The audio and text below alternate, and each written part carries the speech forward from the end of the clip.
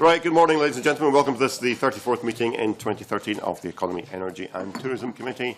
Can I remind all members, if they would please turn off, or at least turn to silent, all mobile phones and other electronic devices. We've no apologies this morning. We're joined by three additional members, Alex Ferguson, Jenny Mara and Claudia Beamish. Welcome all. Now today we're starting Stage 2 consideration of the Regulatory Reform Scotland Bill. Can I welcome the Minister for Energy, Enterprise and Tourism, Fergus Ewing, and the Minister for Environment and Climate Change, Paul Wheelhouse, and their officials. And Derek Mackay, Minister for Local Government and Planning, will be joining us later for the amendments in his name. I'm just going to run through, for the benefit of everybody, how we're going to deal with this. Everybody should have with them a copy of the bill as introduced, the first Marshall list of amendments published on Monday, and the first groupings of amendments, which sets out the amendments in the order in which they will be debated.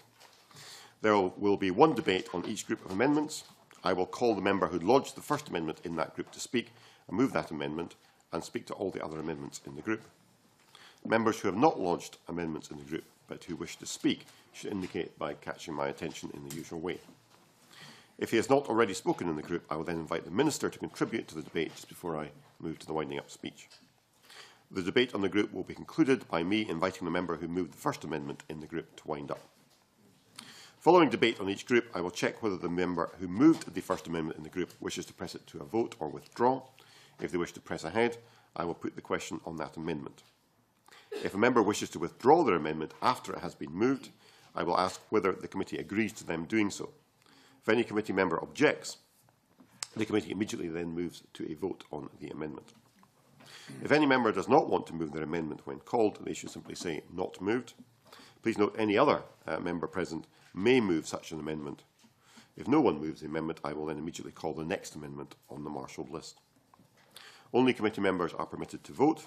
Voting in any division is by a show of hands, and it's important that members keep their hands clearly raised so the clerks can note the vote.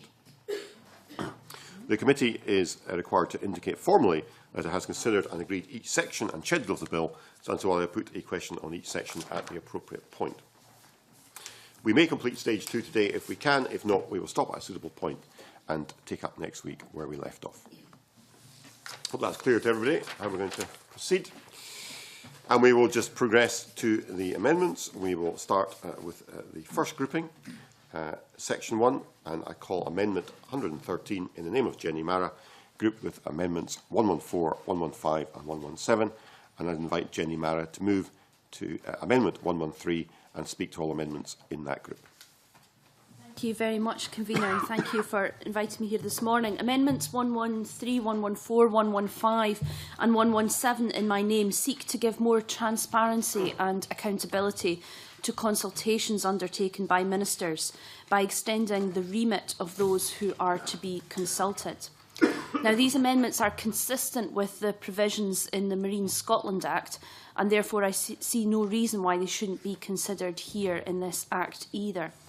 At Stage 1 of this bill, both the Law Society and Environment Link highlighted that the bill should be strengthened to ensure open and transparent consultation procedures. Furthermore, in RACI's Stage 1 report, members observed that while the Minister confirmed that any consultation would be open to the public, the drafting of the bill does not readily lend itself to that view.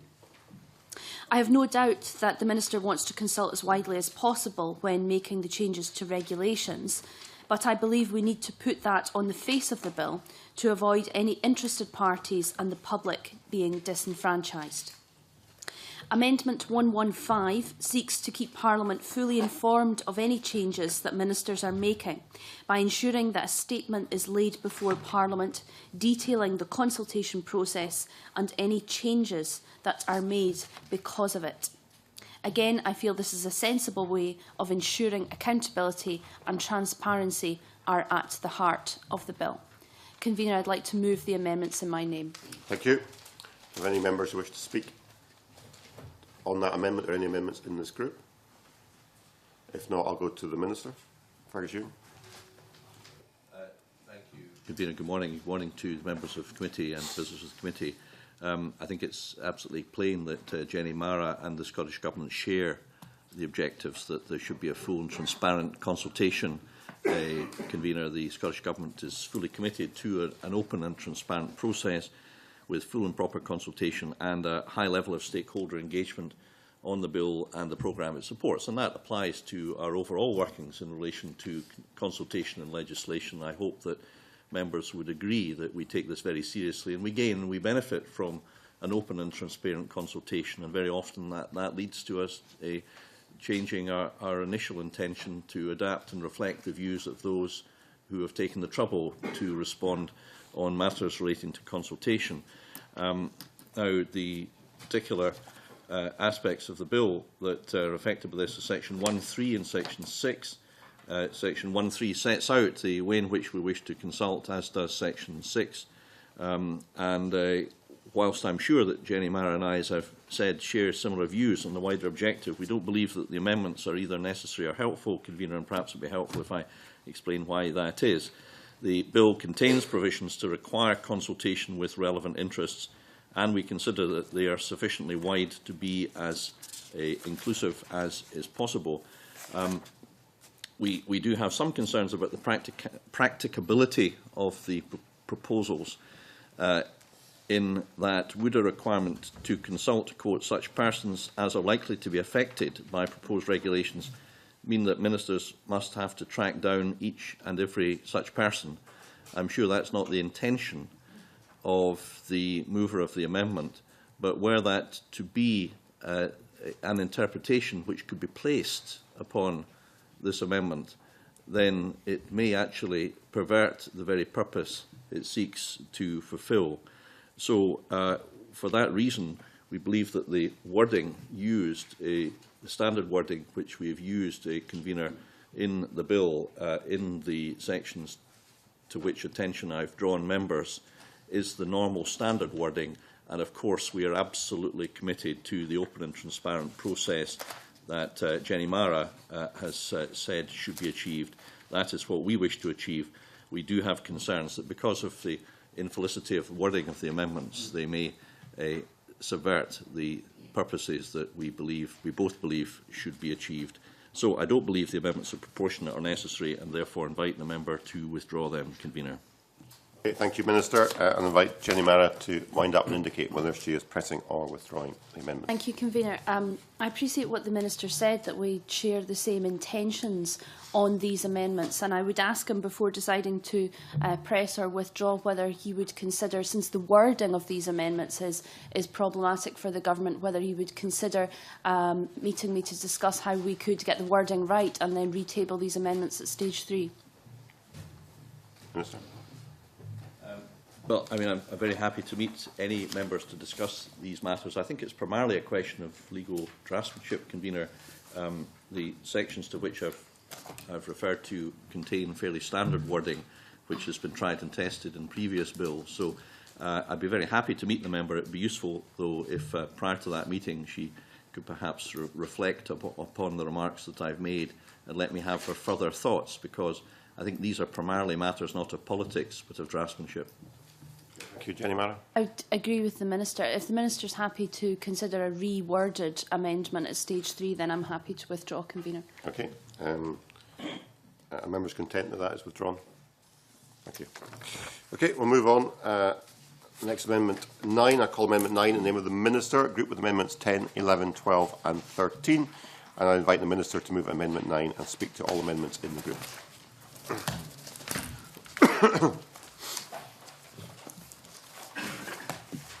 Thank you, Convener. The group of amendments relate to the regulators and regulatory functions within the bill. Amendment 9 makes it clear that the bill does not apply to the regulatory functions of planning authorities. We propose this amendment having considered the evidence and views discussed at the committee in respect of planning. We concluded that the application of the bill is not the appropriate way to deal with the matters within the planning system.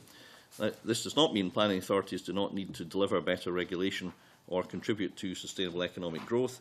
The established framework for planning already ensures balanced decision-making by planning authorities with sustainable economic growth taken into account. And the important role our planning system has to play contributing to sustainable economic growth will continue to be taken forward through the Scottish Planning Policy and National Planning Framework 3. Amendment 10 relates to the Scottish Fire and Rescue Services. The Fire and Rescue Service has a regulatory role in relation to fire safety legislation and its enforcement. Amendment 10 will bring the service into Schedule 1 of the bill, which lists the regulators to whom the bill applies, and will support their focus on the principles of better regulation and delivering sustainable economic growth through regulation that is consistent, proportionate, efficient and effective. I'm very grateful to the Federation of Small Business that raised this matter with me, and to the productive and constructive response that we received thereto from the Scottish Fire and Rescue Service. Amendments 11 to 13 relate to publication. We respect local democracy and decision-making, and the provisions in the bill enable ministers to direct that regulations under Section 1 do not apply or apply differently to a regulator for a limited period of up to 6 months. Such a variation would only apply where a regulator makes a compelling case that local circumstances merit this. Consultation and engagement will be a key element of developing regulations to encourage or improve consistency, and we expect exemptions or variations to be minimal. Transparency would be an important element of the process.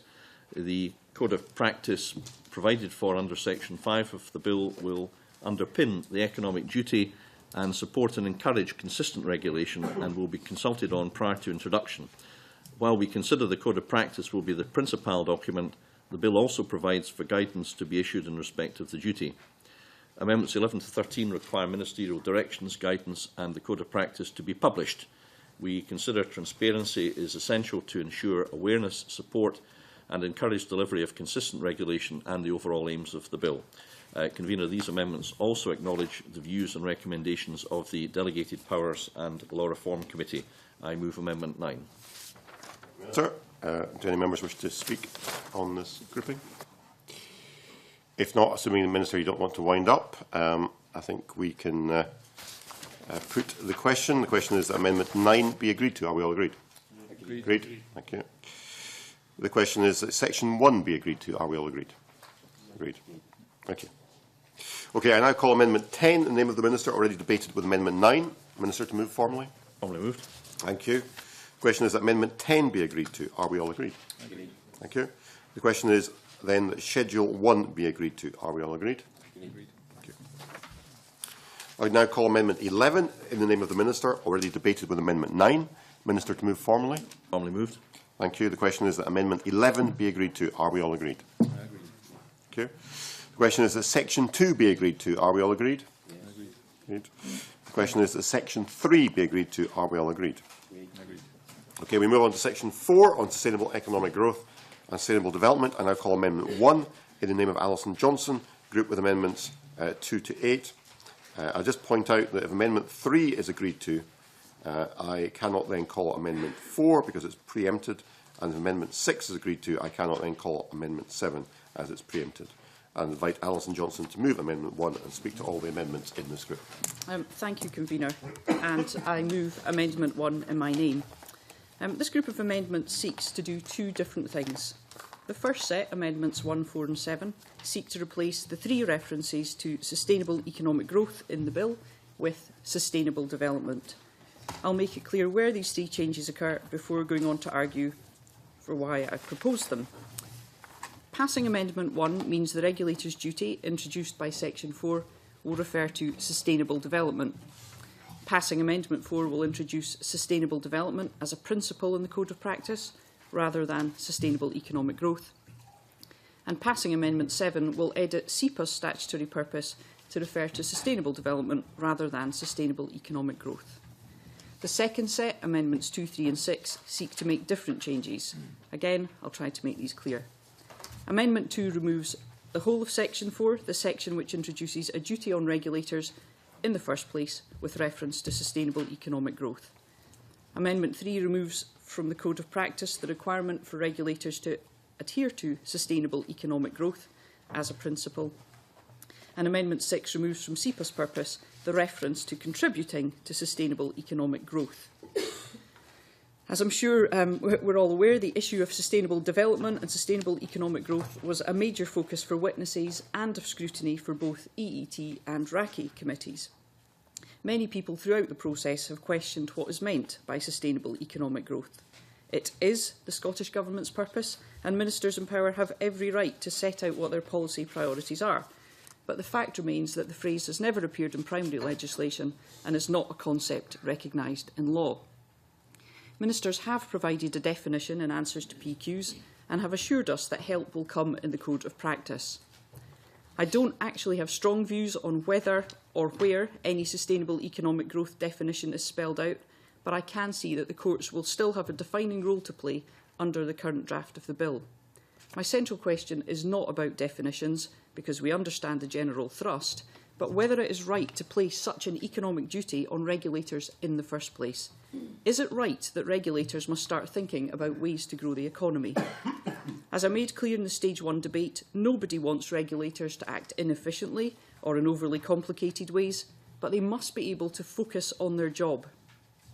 Regulators help to stop the tiny minority of people who may cheat or deceive, thus gaining an economic advantage over businesses who are playing by the rules.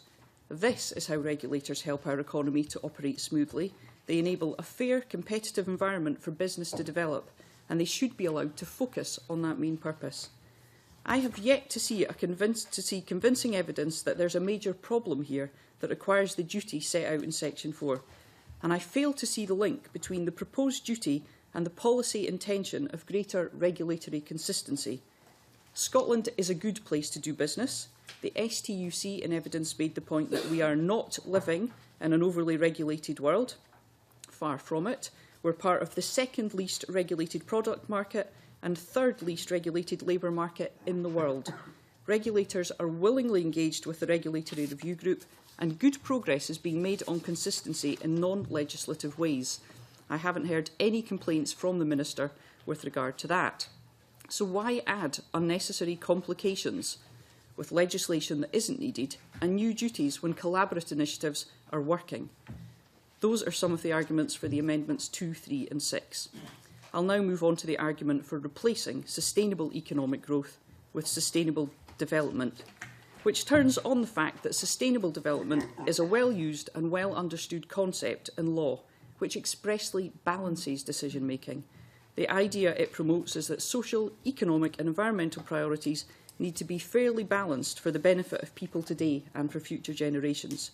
Witnesses were concerned, both during the bill's consultation and Stage 1 scrutiny, that the economic duty would skew decision-making. Sustainable development has the value of expressly balancing priorities. It doesn't make the job easy, but it does mean regulators will not risk forgoing a valid regulatory action just because an illegal activity might be making money. I hope the Minister will respond to these arguments, which are not about whether or not a definition for sustainable economic growth is required, but on whether a sustainable economic growth duty and related provisions are needed at all.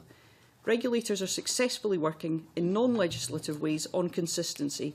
Scotland is not an over-regulated business dystopia, as some would portray it, and the Section 4 economic duty risks decision-making that values economic considerations over social and environmental priorities. I hope these arguments will convince members to vote for my amendments. To be clear, my preference, because there are pre-exemptions, is for the amendments 2, 3 and 6, which remove texts. But if MSPs do not agree, I hope we can pass the set 1, 4 and 7, which introduce sustainable development. Amendments 5 and 8 are consequential, which are needed should Amendment 2 pass. Thank you. Thank you, Alison. Okay, this was a matter which we discussed quite extensively at Stage 1 when we prepared our report. Any members wish to speak on these amendments? Mike Mackenzie. Thank you, Convener. I'm sorry to say that I don't recognise a lot of what Alison Johnson is saying, in as much as my mailbox is invariably very full from complaints from small businesses who feel that the burden of regulation falls disproportionately on them and that it's often applied inconsistently. And I welcome the general thrust of the bill, I think, which will give more resources to regulators to tackle offenders and genuine offenders, and to assist businesses who wish to comply with regulation and to allow them to do so. Okay, thank you. Thank you. Can I just add to that.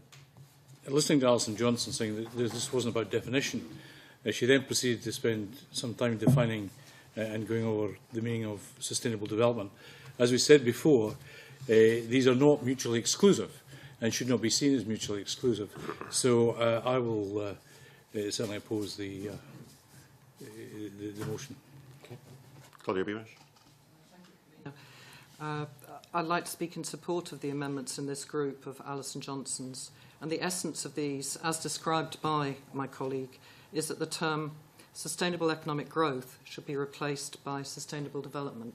Those are the ones particularly that I have a concern about. I believe that's 1, 4 and 7. As I highlighted at stage 1 in the debate in the Chamber, sustainable development takes into account social, environmental and economic issues and fuses them into a way forward for Scotland. The definition, if members will bear with me, by the World Commission on Environment and Development, which is the Brundtland definition, which is widely used and recognised globally from as far back as 1987, states that sustainable development is development that meets the needs of the present without compromising the ability of future generations to meet their own needs. And sustainable development promotes the idea that social, environmental and economic progress are all attainable within the limits of the Earth's natural resources.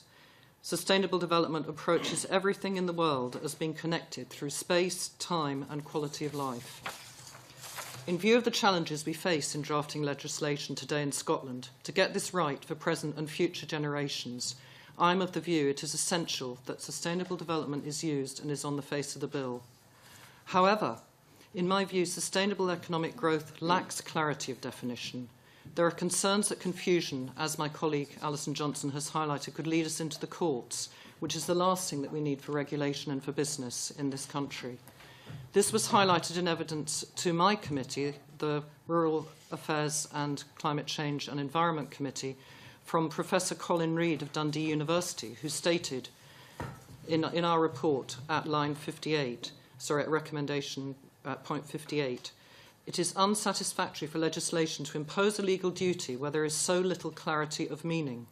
And further, in its evidence to our committee, Scottish Environment Link stated it is concerned about the economic growth duty on regulators and says, and I quote again, we know of no legal definition of sustainable economic growth and therefore have no assurance that it aligns with the sustainable development definition and principles.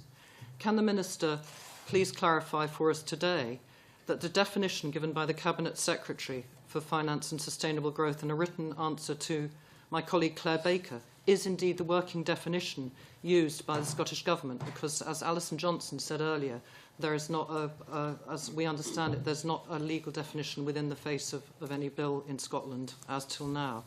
And if people on the committee members will bear with me, this was answered by John Swinney in the following terms, and I quote, our definition of sustainable economic growth is wider than just aggregate GDP growth.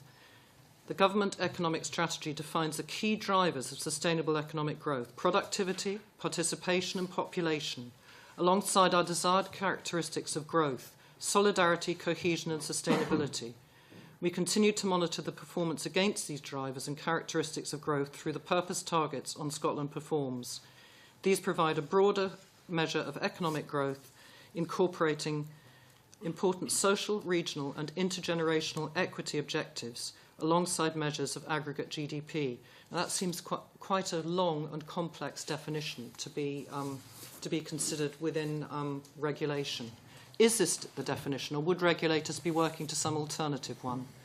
The matter is further complicated by the fact that in one instance sustainable development appears to be a subset of sustainable economic growth in the draft Marine Plan, which is out to consultation at the moment. And we hear, I quote, the high-level marine objectives also reflect and incorporate the 5 guiding principles of sustainable development, which the Scottish Government acknowledges as an important element of increasing sustainable economic growth.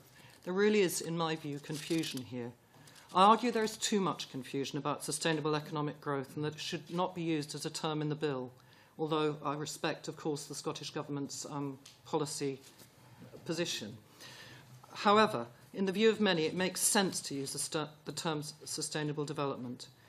The Scottish Council for Voluntary Organisations highlights in its briefing, I quote, "The importance of sustainable development was recognised in the passage of the Water Resources Bill, Scotland Act 2013, when it was amended at Stage 2 in response to the EET-Committee's recommendation to give equality in emphasis to all three pillars of sustainability rather than just the economic aspects."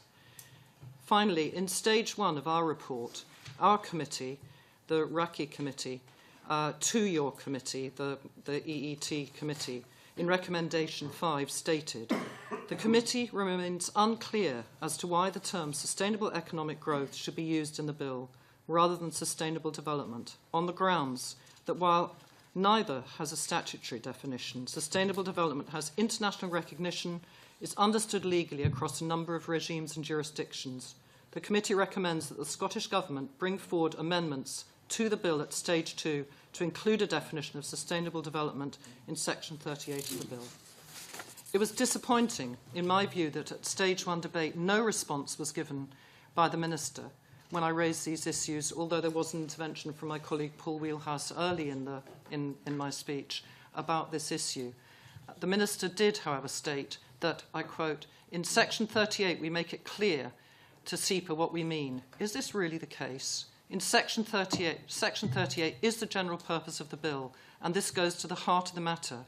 It is disappointing, in my view, that this committee did not address in its final top-line recommendations the use of sustainable development in its Stage 1 report. It is not too late, and I contest that sustainable development is the way forward for Scotland and not sustainable economic growth on the face of this bill.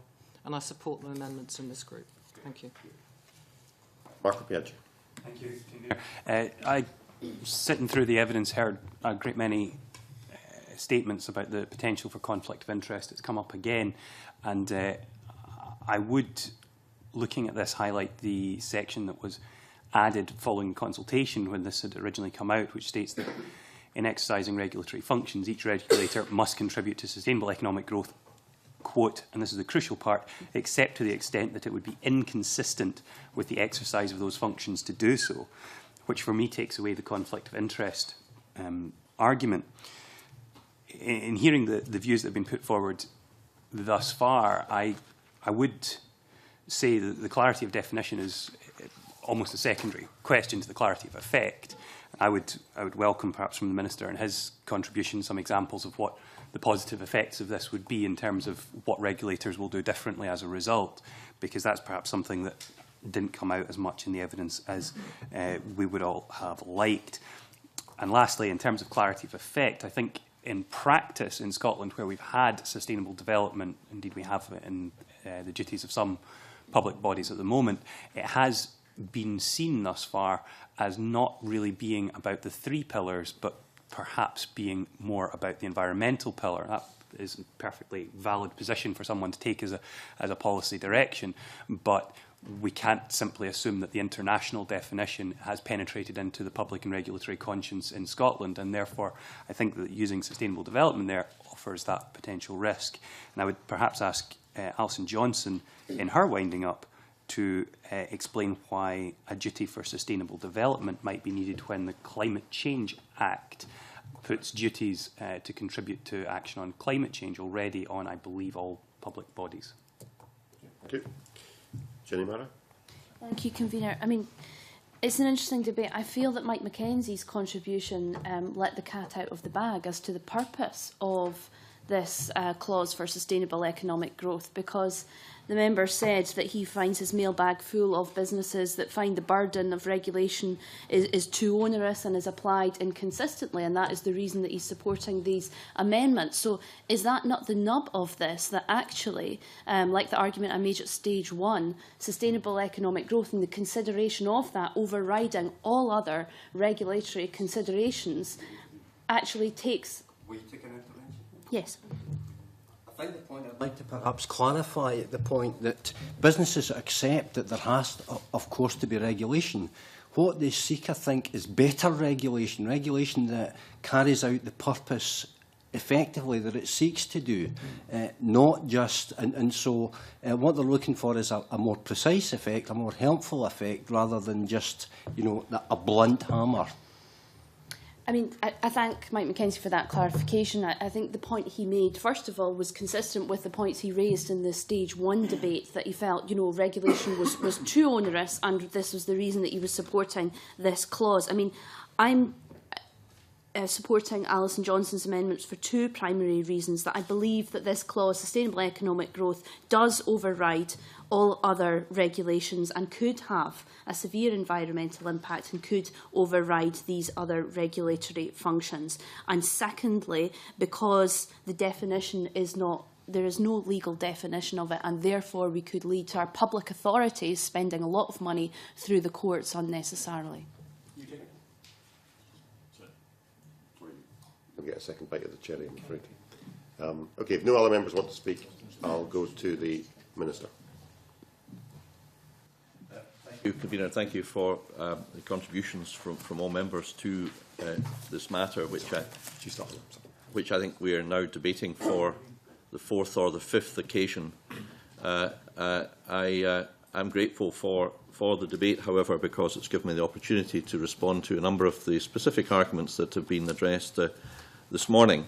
Plainly, sustainable economic growth is an essential component to the Scottish Government's purpose, and therefore we are determined to promote in all Scottish regulators a broad and deep alignment to this. And the sustainable economic growth duty in the bill provides an important line of sight to the Government's purpose. It will complement existing duties, increase transparency, encourage greater regulatory consistency, and encourage more engagement and joined-up working. And many regulators already contribute to sustainable economic growth in their day-to-day activities. The wording of the duty within the bill seeks to build on that to support and empower regulators to contribute to the Government's purpose, making them more accountable for the decisions that they make. Now, the Scottish Government and regulators value both sustainable economic growth and protection of the environment. They need not be, Convener, mutually exclusive. The duty does not prioritise sustainable economic growth over other regulatory objectives. I hope I'm not misinterpreting Jenny Mara, but she said that the duty would override other. That is not correct. Marco Biaggi is correct to point out to the wording in section 38, new subsection 2, in carrying out its functions for that purpose, SEPA must, except to the extent that it would be inconsistent with subsection 1 to do so, contribute to improving the health and well-being of people in Scotland and achieving sustainable economic growth. So I think it's a matter of fact, Convener, that it is a false assertion to state that this bill provides that the duty to consider economic growth overrides other duties. That simply is not factually correct. And I think this debate has been useful, if only to, amongst other things, to establish, as Mr Biaggi clearly established in his remarks, that that simply is not the case. Nor was it actually ever the case, because if you look at section 4.1, it states that in exercising its regulatory functions, each regulator must contribute to achieving sustainable economic growth, except to the extent that it would be inconsistent with the exercise of those functions to do so. That, again, Convener, I think the plain meaning of those words indicates that we are not here creating a new duty which overrides existing duties. That is simply not the case. I think it perhaps follows from that Alison Johnston's assertion that this bill would have the effect of preventing regulators from, quotes, focusing on their job, end quotes, is not correct either, I'm afraid to say. It is simply not the case that this bill will prevent regulators from, quotes, focusing on their job. I mean, it's not clear what possible basis there could be for that assertion, since I think it does rest on the false premise that the economic duty would supplant, override, dominate and take precedence over their duties in respect, for example, of the environment. That, again, is simply not the case. Were it the case, then I think Alison Johnston would have a point.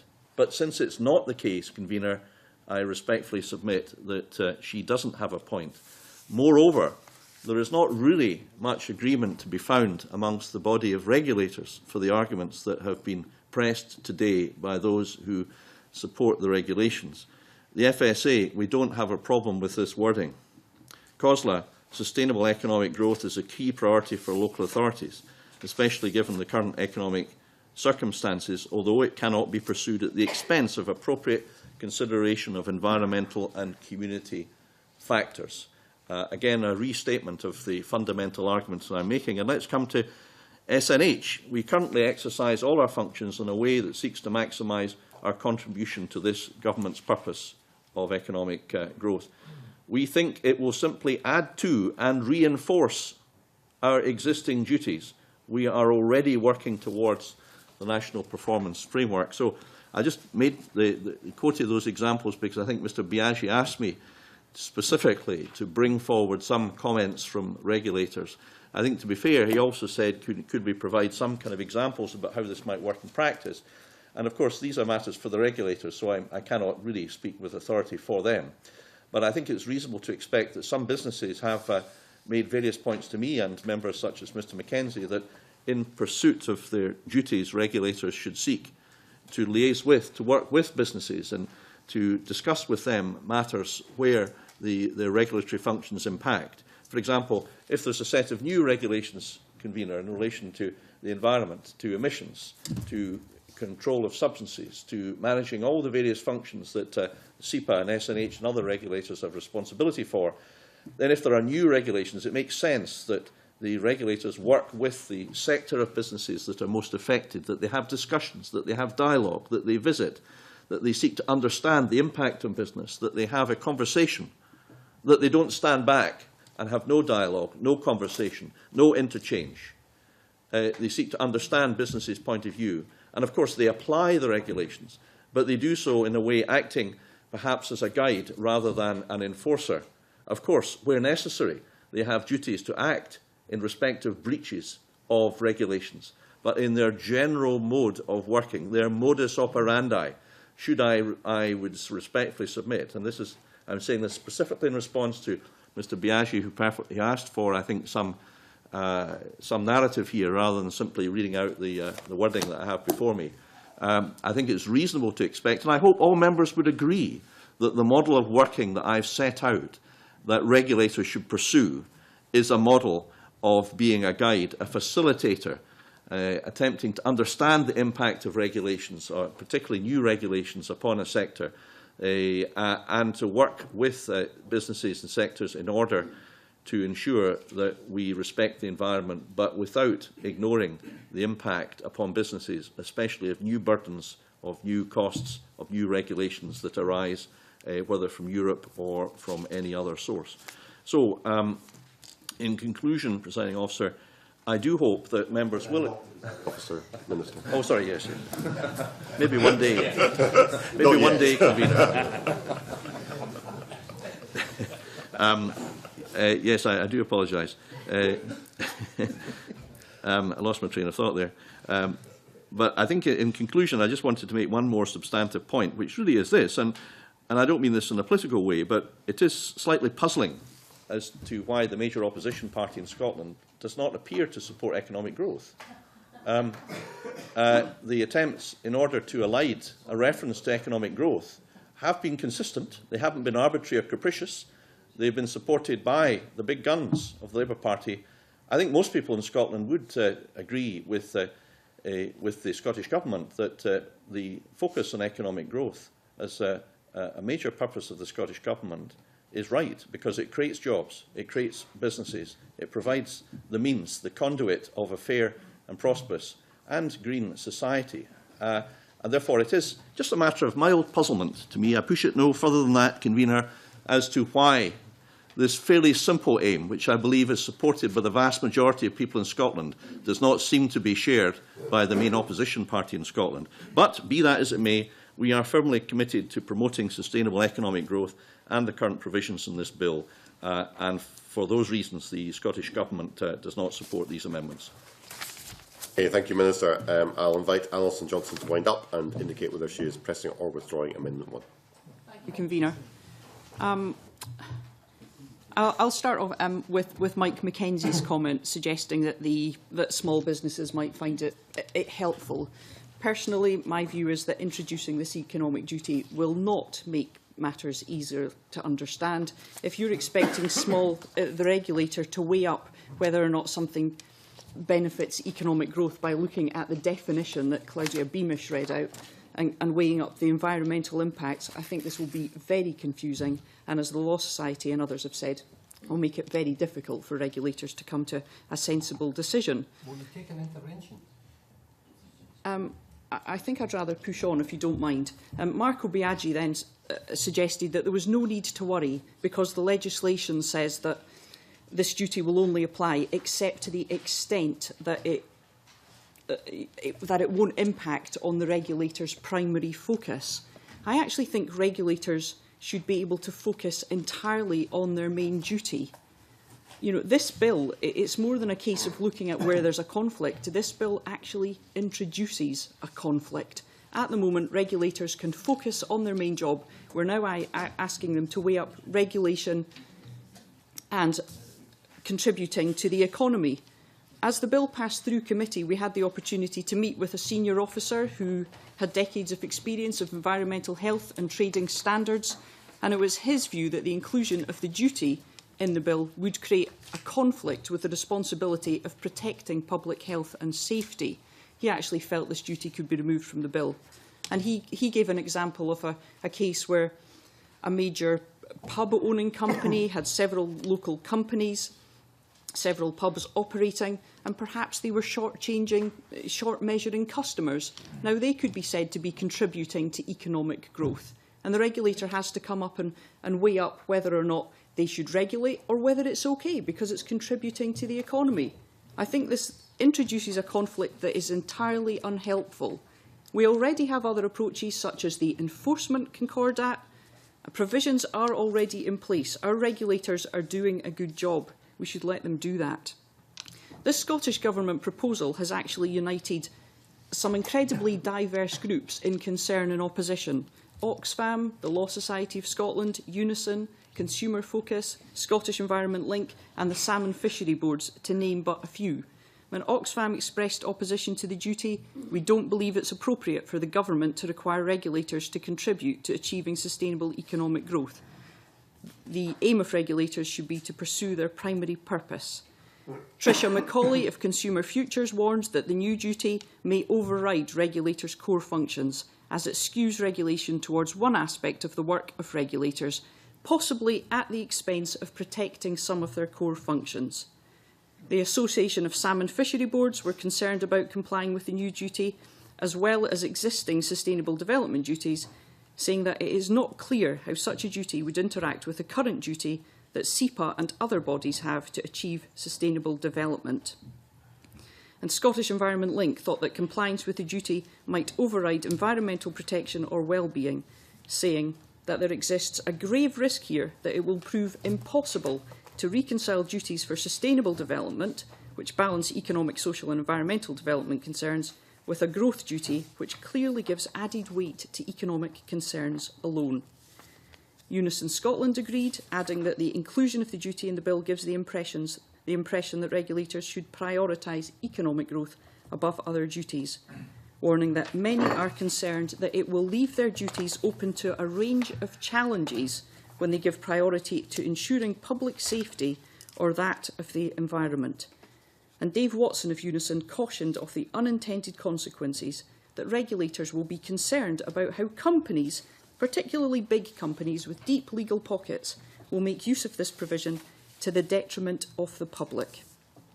Andrew Fraser of North Ayrshire Council told the committee that as currently drafted, the duty will end up as a lawyer's charter and will be argued over. As I've said, Francis McClary of the Law Society of Scotland told us that the duty would make it less easy for the regulator to make a clear-cut decision. We are here to scrutinise legislation to make sure it is fit for purpose. We don't want to be passing laws that end up having to be clarified in our courts. And Professor Andrea Ross of the University of Dundee said that regardless of how this government interprets sustainable economic growth, there is no guarantee that a future government or the courts will not interpret it to mean a stable economy with no mention of its impact on ecological and social sustainability. The Minister has suggested that SNH are firmly supportive.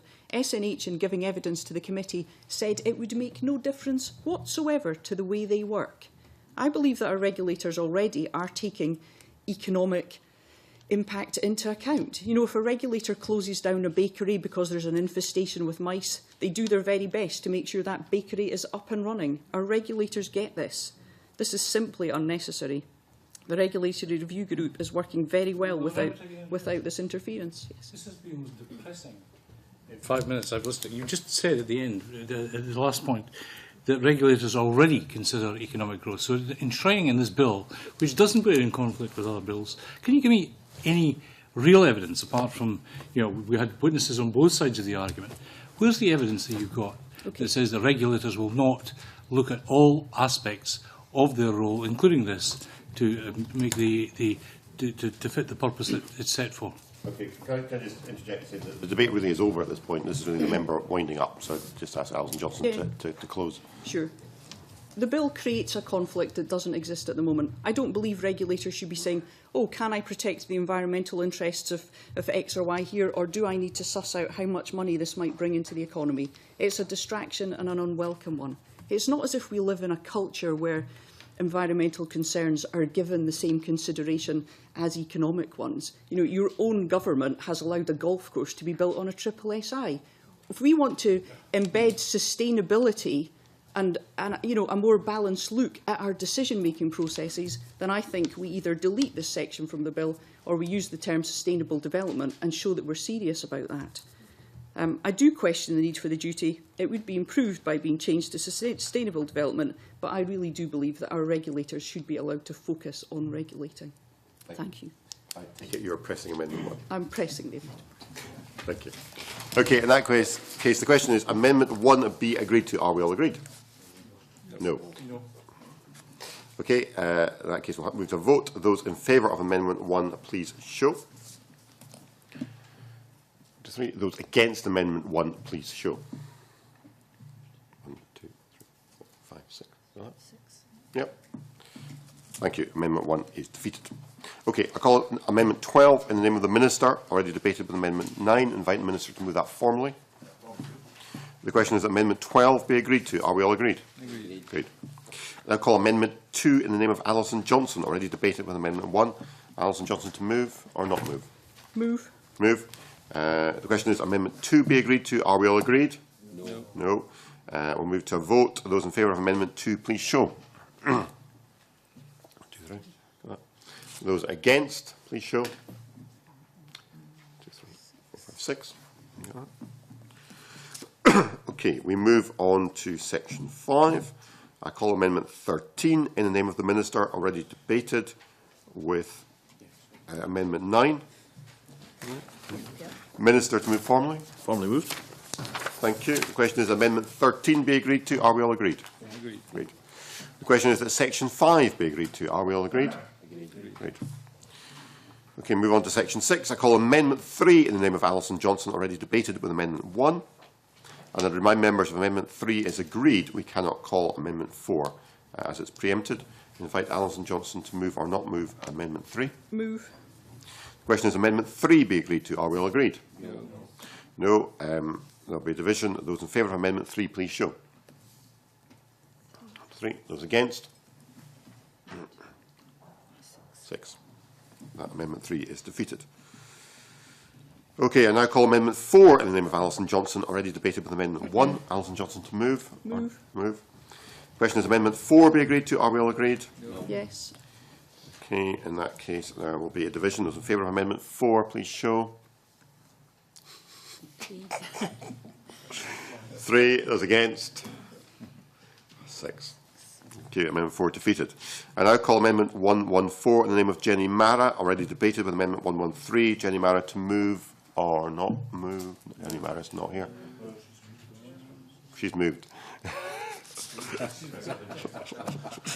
That has been checked already. I think it's just moved that. The question is Amendment 114 be agreed to. Are we all agreed? No. We're not agreed. Can those in favour of Amendment 114 please show? 1, 2, 3. Those against? 2, 3, 4, 5, 6. I'm not entirely sure whether Ms Mara would have wanted to move that amendment, but anyway, we are where we are. I now call Amendment 115 in the name of Jenny Mara. Already debated with Amendment 113. Jenny Mara to move or not move, or any other member? You want to move? Okay, in that case we'll go. Question is that Amendment 115 be agreed to. Are we all agreed? No. Those in favour of Amendment 115, please show. 1, 2, 3. Those against? 1, 2, 3, 4, 5, 6. That's defeated. The question is that Section 6 be agreed to. Are we all agreed? Yes. Agreed. Okay, I now call Amendment 5 in the name of Alison Johnson. Already debated with Amendment 1. Alison Johnson to move or not move? Not move. Not move. Okay. Okay. Members content? Yep. Yeah. Okay. The question is that Section 7 be agreed to. Are we all agreed? Agreed. Okay, we now move on to the next section on primary authorities. I call Amendment 14 in the name of the Minister, grouped with Amendment 99. I invite the Minister to move Amendment 14 and speak to both amendments in the group. Thank you, Convener. Primary authority in Scotland will allow business to form a partnership with one local authority in order to receive tailored support in relation to a range of regulation. Over the summer, we consulted on whether some form of primary authority should be introduced in Scotland. The 42 responses indicated clear support for a primary authority model to be available in Scotland. 64% of respondents supported the introduction of some primary authority partnership, 24% opposed. 100% of businesses and industry associations who responded supported the proposal. The response from local authorities was also mostly positive. 47% supported and 33% opposed. And COSLA has signalled support for the proposed consultation.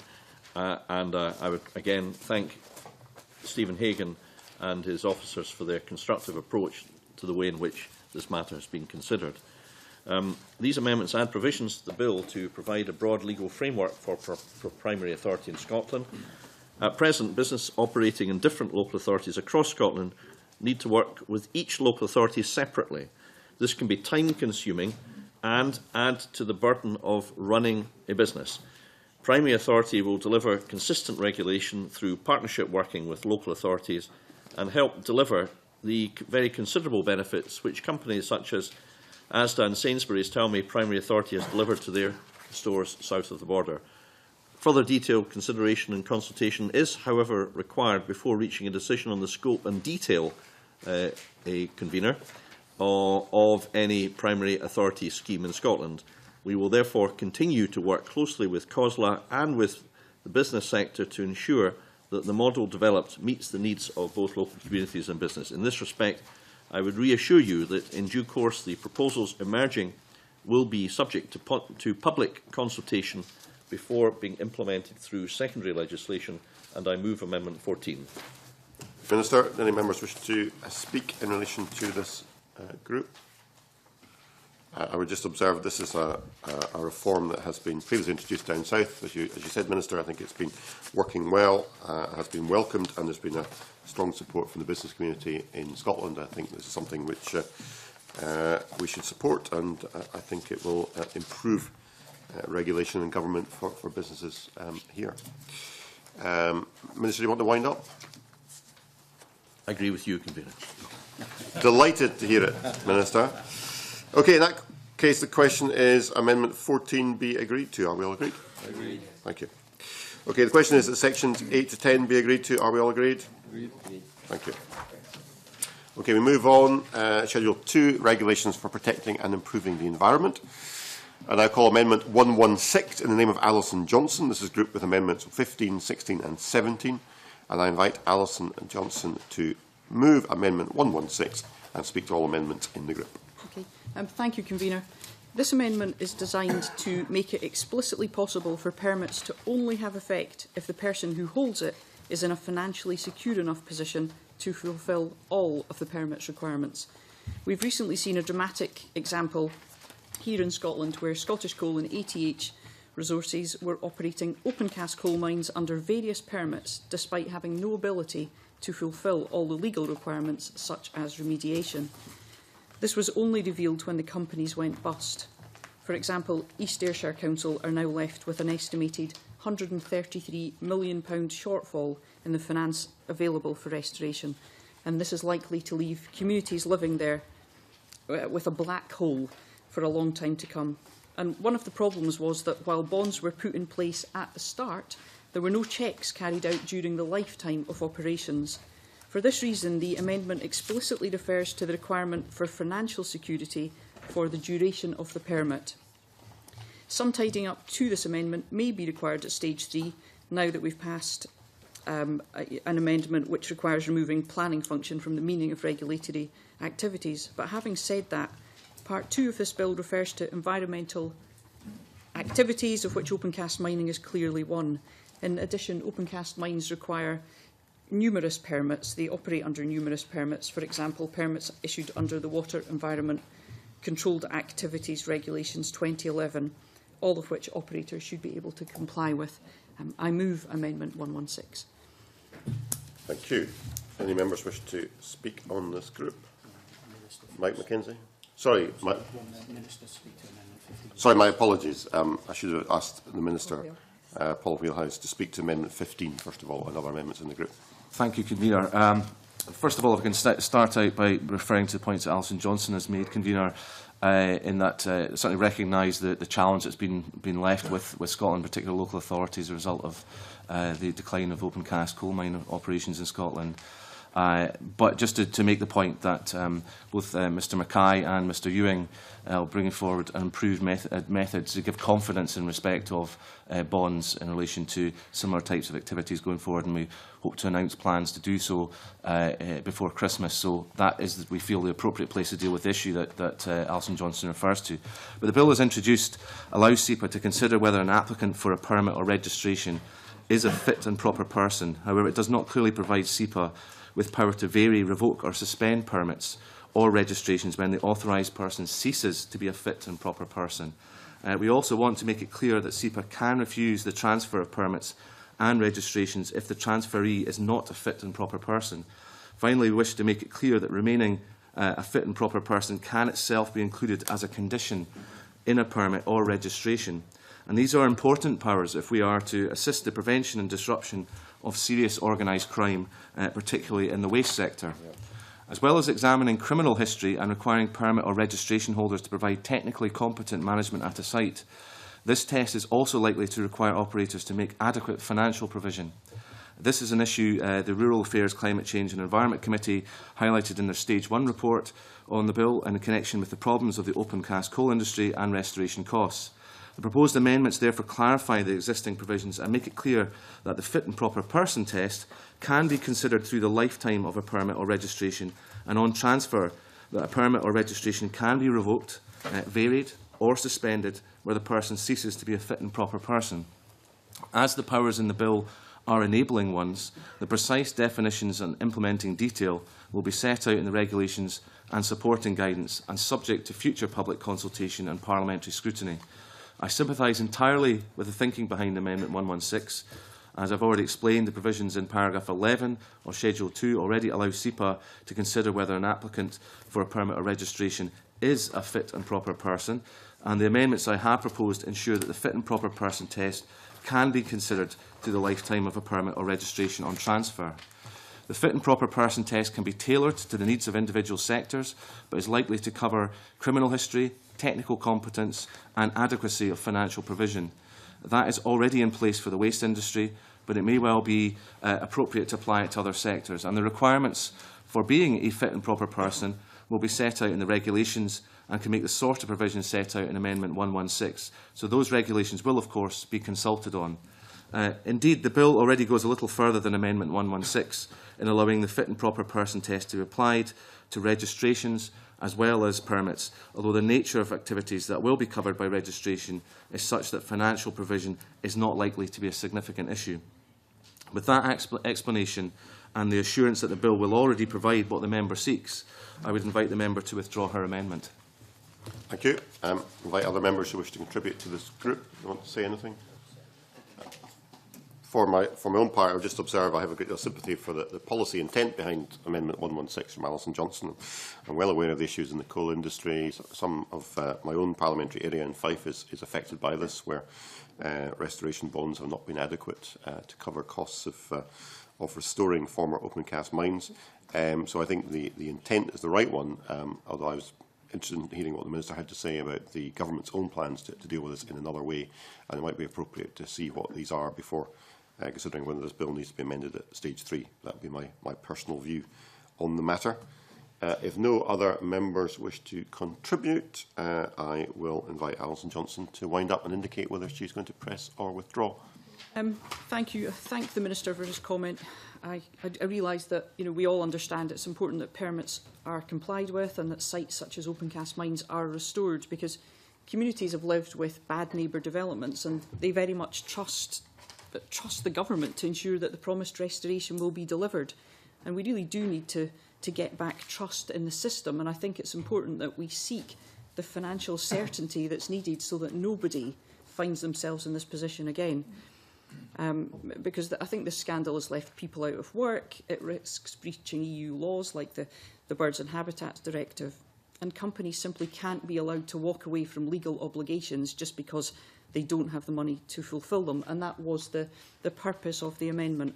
I have been interested in what the Minister says. I do believe that you are seeking to ensure that we never find ourselves in this situation again, and I'm interested in what you've said about the fit and proper person, that it would last through the lifetime of the permit and would look at criminal activity and their financial situation, and you claim that it can make the sort of provisions set out in Amendment 116. So I think, as the convener has suggested, I will withdraw the amendment at the moment and look to how the bill progresses to stage 3.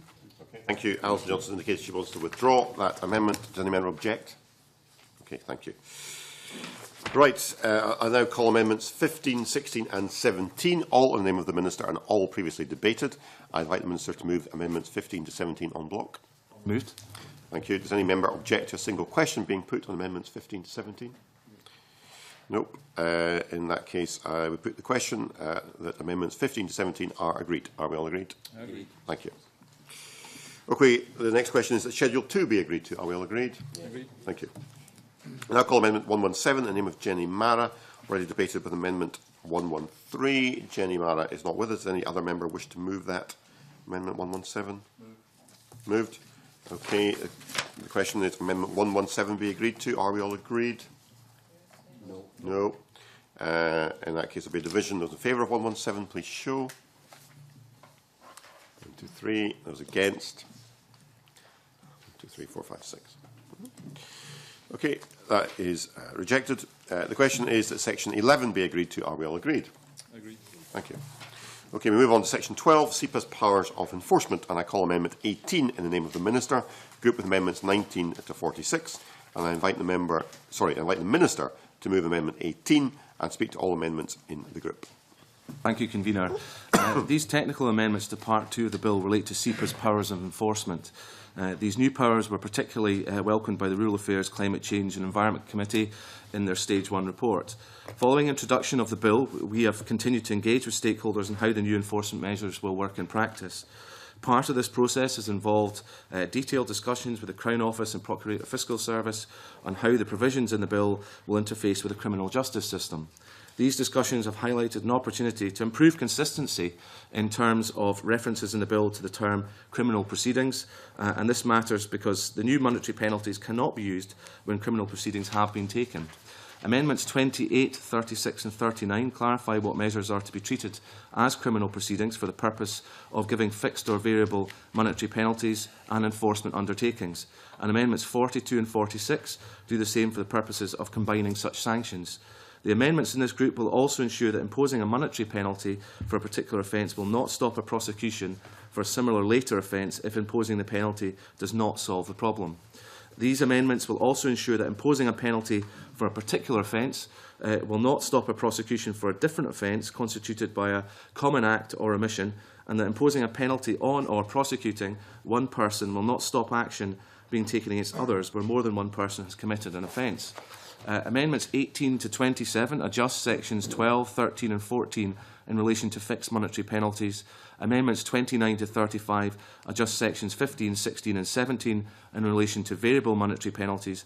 And Amendment 38 adjusts section 19 in relation to enforcement undertakings.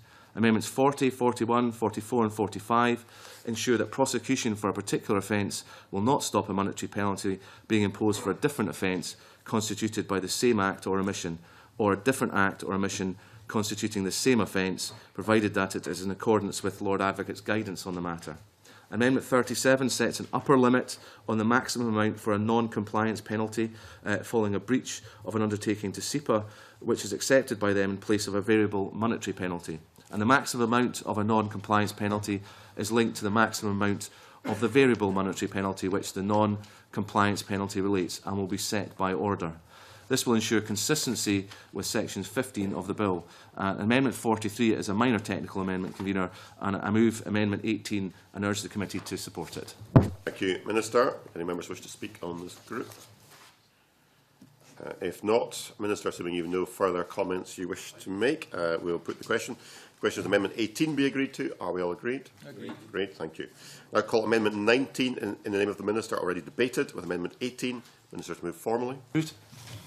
Thank you, Minister. The question is Amendment 19 be agreed to. Are we all agreed? Agreed. Now call Amendment 20 in the name of the Minister, already debated, with Amendment 18. Minister to move formally. Probably moved. Be patient. The question is that Amendment 20 be agreed to. Are we all agreed? Agreed. Agreed. Thank you. The question is that Section 12 be agreed to. Are we all agreed? Agreed. Thank you. I now call Amendment 21 in the name of the Minister, already debated, with Amendment 18. Minister to move formally. Moved. Thank you. The question is Amendment 21 be agreed to. Are we all agreed? Agreed. Thank you. The question is that Section 13 be agreed to. Are we all agreed? Agreed. Thank you. I now call Amendments 22 to 28, all in the name of the Minister and all previously debated. I invite the Minister to move Amendments 22 to 28 en bloc. Thank you. Does any member object to a single question being put on Amendments 22 to 28? No. The question is, therefore, that Amendments 22 to 28 are agreed to. Are we all agreed? Agreed. Thank you. The question is that Section 14 be agreed to. Are we all agreed? Agreed. I now call Amendments 29 to 31, all in the name of the Minister and all previously debated. I invite the Minister to move Amendments 21 to 31 en bloc. Moved. Thank you. Does any member object to a single question being put on Amendments 29 to 31? The question, therefore, is Amendments 29 to 31 are agreed to. Are we all agreed? Agreed. Thank you. The question is that Section 15 be agreed to. Are we all agreed? Agreed. Thank you. I now call Amendment 32 in the name of the Minister, already debated, with Amendment 18. Minister to move formally. Formally moved. Thank you. The question is Amendment 32 be agreed to. Are we all agreed? Agreed. Thank you. The question is that Section 16 be agreed to. Are we all agreed? Agreed. Thank you. I now call Amendments 33 to 36, all in the name of the Minister and all previously debated. I invite the Minister to move Amendments 33 to 36 en bloc. Formally moved. Thank you. Does any member object to a single question being put on Amendments 33 to 36? In that case, the question is Amendments 33 to 36 are agreed to. Are we all agreed? Agreed. Thank you. The question is that Section 17 be agreed to. Are we all agreed? Agreed. Thank you. I now call Amendment 37 in the name of the Minister, already debated, with Amendment 18. Minister to move formally. Formally moved. Thank you. The question is Amendment 37 be agreed to. Are we all agreed? Agreed. Thank you. The question is that Section 18 be agreed to. Are we all agreed? Agreed.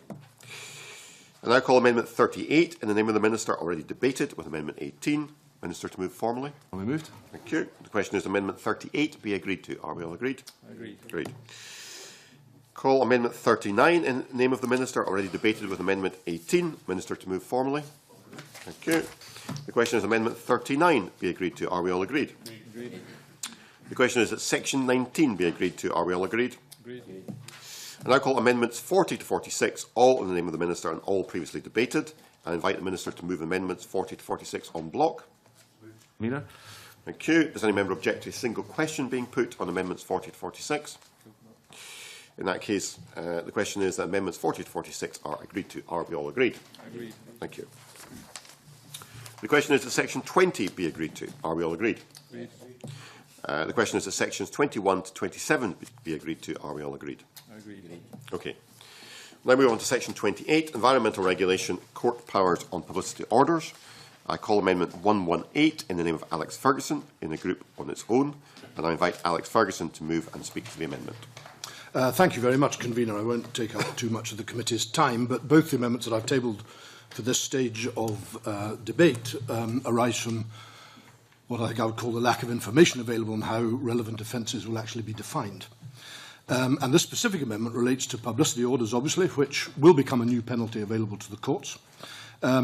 As yet, we don't know which offences these orders might be applied to, and I suspect we'd all make the reasonable assumption that they would only be applied to the more serious environmental offences, but there is no assurance of that nature on the face of the bill.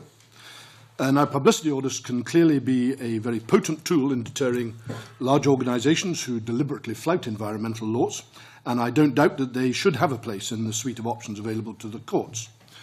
But the way I read it, this penalty may also apply to minor offences and to smaller businesses, such as diversified farming, food and drink and tourism and business, such as abound in all our rural constituencies, and which are very important to the local economy, and which may not have the fairly large amount of resources that might be needed, and may also be operating, as they often do, at the margins of financial viability. Now, if an inadvertent or a non-intentional breach of a fairly minor environmental regulation resulted in an adverse publicity order, it could have a devastating impact on some of these smaller businesses. Now, my amendment does not seek to remove the possibility of a publicity order, but it simply adds a small safeguard to allow the person who is likely to be subject to the order to make representation to the court before any publicity order is imposed. And what this would do is ensure that the court would be very clear as to the consequences for that particular business or individual, and ensure the proportionality, I think, of any conditions in the order. I would just finish, Convener, by saying that this type of safeguard does already exist in other legislation where publicity orders can be made, such as the Corporate Manslaughter and Corporate Homicide Act. And while I agree that we're talking a slightly different level of crime in this case, I think the principle still applies, and I can see no reason why it should not apply here. Thank you, Mr Ferguson. Does any members wish to speak? Dennis Robertson. Okay, thank you. Can I just say that I actually welcome Alex Ferguson's amendment here, because I think it does seek to clarify and he makes very valid points. So just to offer Mr Ferguson my support for this clarification in his amendment. Okay, thank you. Any other members wish to speak? Chair, I would like to. Yes, Dan Salamalik. Second that. I think it's over the amendment. Okay, thank you. Okay, Minister. Thank you, Convener. I certainly would like to thank Alex Ferguson for tabling Amendment 118, as I believe it does establish a new additional safeguard around the use of this new sanction in the courts. I give assurances to the EET-Committee on the 5th of June that the policy intent is that publicity orders will only be used for the most serious and deliberate breaches of environmental legislation. Alex Ferguson is quite right that they are an additional sentencing power to be given to the criminal courts, and it's right that we set out some bit of clarity as to when they might be used and give people the opportunity to make a statement as to why it shouldn't be necessary in their case. And as such, discretion is with the court as to how they use them. So I certainly support Alex Ferguson's amendment and encourage members to do so. Thank you. Mr Ferguson, you wish to wind up? No, I will move on before anybody wishes to change their mind. Thank you. And I assume you're pressing your amendment. And I will press the amendment. Press the amendment. That's fine. In that case, the question is Amendment 118 be agreed to. Are we all agreed? Agreed. Thank you. Well done. The question is that Section 28 be agreed to. Are we all agreed? Agreed. Thank you. Okay, we move on. Next section, Commission of Offences of Vicarious and Corporate Liability. I call Amendment 100 in the name of the Minister, grouped with Amendments 119, 47, 48, 49, 50 and 108. I invite the Minister to move Amendment 100 and speak to all amendments in the group. Thank you, Convener. The Scottish Government amendments are largely clarifying amendments. These amendments introduce culpable officer provision, which allows an individual, for example, a director, manager or partner of a company or partnership, as well as the company or body itself, to be held guilty of failure to comply with a remediation notice, failure to comply with a publicity order, and for the significant environmental harm offence, and punished accordingly. Such culpable officer provisions already exist in environmental legislation, and these provisions are modelled on Section 19 and 45 of the Water Resources Scotland Act 2013. They will ensure that where significant damage is done to Scotland's environment and publicity or remediation orders are breached with the consent or connivance or neglect of company directors or managers, then those individuals will be held to account for their actions. The policy intent behind sections 29 and 30 of the bill is to allocate responsibility for environmental offences committed by an employee, agent or contractor to the person most able to supervise, manage and control the activities giving rise to any such offence. And this could be their employer or another principal. During evidence sessions, however, it became clear there was some uncertainty as whether Section 29 and 30 applied to unincorporated bodies and trusts which do not have their own legal personality. Amendments 47 to 49 will ensure that the sections 29 and 30 apply to all persons, including trusts and unincorporated bodies. This is necessary to ensure that bodies which otherwise lack separate legal personality and which cannot directly contract staff and enter into agreements with other bodies are covered by the vicarious liability provisions, and this will ensure consistent application of the provision. It is the Scottish Government's view that the opposition amendment is not helpful, but I'll explain why. In the circumstances where there is a clear and direct contractual relationship between an employer and employee or a principal and agent, the additional reference to the subsection applying in the course of carrying on a regulated activity doesn't add any clarity. At the point that the relevant offences order is made, it will be clear that all relevant offences listed for Section 29 will relate to the carrying on of a regulated activity. It is the Scottish Government's intention to have a detailed relevant offences order or orders which will specify which of the many offences that relate to SEPA's regulatory work are relevant offences for each of the sections. This order will be consulted upon with the draft regulations in due course. And I hope the explanation on the drafting of Section 29 and the reassurances I've given will provide what the member seeks. And I would invite the member to withdraw his amendment. I would now invite Alex Ferguson to speak to Amendment 119 and the other amendments. Apologies, Convener. Can I finish? Sorry, I'm sorry, Mr. I didn't realise you weren't finished. Sorry, it's my fault entirely. As regards Amendment 50, which I forgot to mention, Convener, it was never the Scottish Government's intention that the powers in Section 30 would be used for non-environmental activities. And in a letter to the Delegated Powers and Law Reform Committee of 17th of May, the Scottish Government did agree to bring forward an amendment to clarify our position on this. These amendments will therefore make clear that the only environmental activities within the meaning of Section 9 can be specified as regulated activities for the purposes of Section 30, and I move Amendment 100. Minister. I now invite Alex Ferguson to speak to Amendment 119 and other amendments in the group. Thank you again, Convener. And again, this is an amendment which arises partly due to lack of consultation, really, on this part of the bill, and again, the resultant uncertainty as to how it might be applied. What I seek to do in this amendment is to articulate really what I understand to be the policy intention of the bill, in that vicarious liability would only relate to environmental offences arising from the carrying on of regulated activities, which I think is correct. Now, while, again, I would expect secondary legislation to define the relevant offences, to restrict the definition to a specified list of the more serious environmental offences, again, this is not expressed on the face of the bill. Now, I don't think anyone questions that it's right to target employers who turn a blind eye or deliberately and repeatedly carry out activities in a way that causes harm to the environment. But we now do know from the experience in other sectors that the introduction of vicarious liability does create a quite substantial burden, can create quite a substantial burden across the board on all employers, not just those who need to be targeted. Now, so even the employers who are behaving with complete responsibility and doing everything that we would ask of them and being reasonable in preventing environmental harm will now need to put in place an extensive paper trail and collate evidence of their day-to-day activities in order to provide a record of due diligence that could stand up in court if necessary. Now, there is obviously a cost attached to this in terms of professional advice and other resources, a cost that could be, in some cases, quite substantial. I think this is given added impetus by the proposed removal of the non-natural person restriction, Part B of this subsection.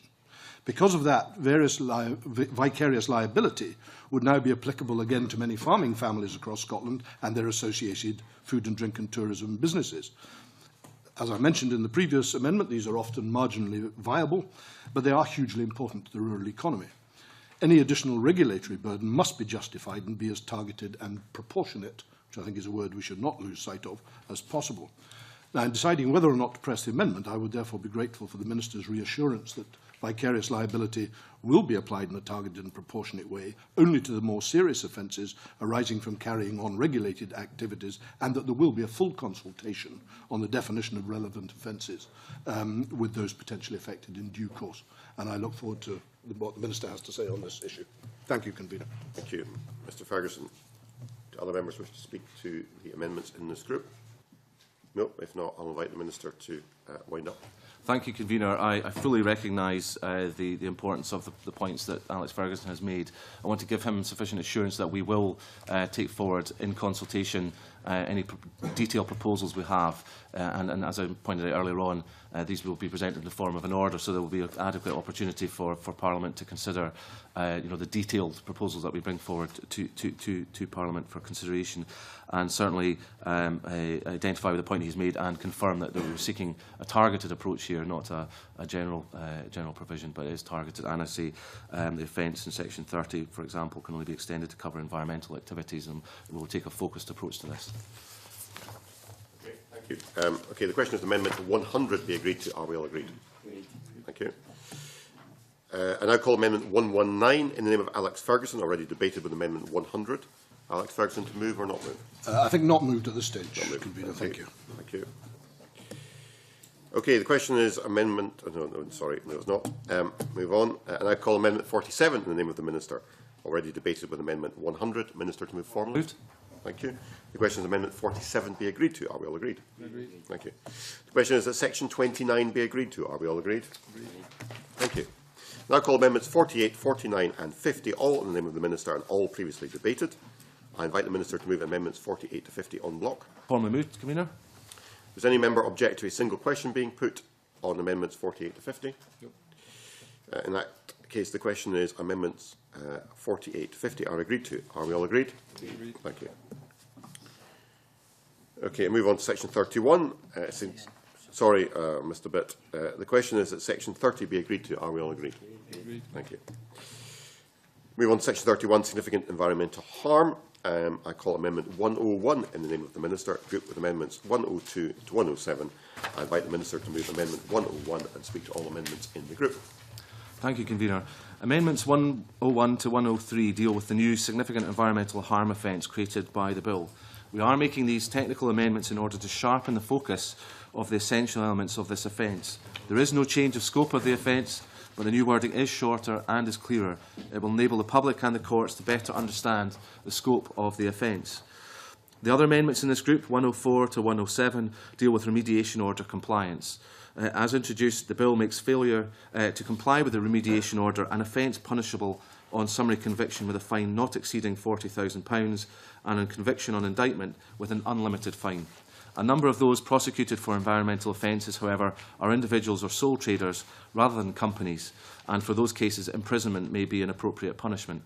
The serious environmental harm offence in Section 31, for which remediation orders are an option for the court, already carries the possibility of imprisonment, and by introducing imprisonment as a sentencing option for failure to comply with a remediation order, we will bring this offence in line with other similar offences.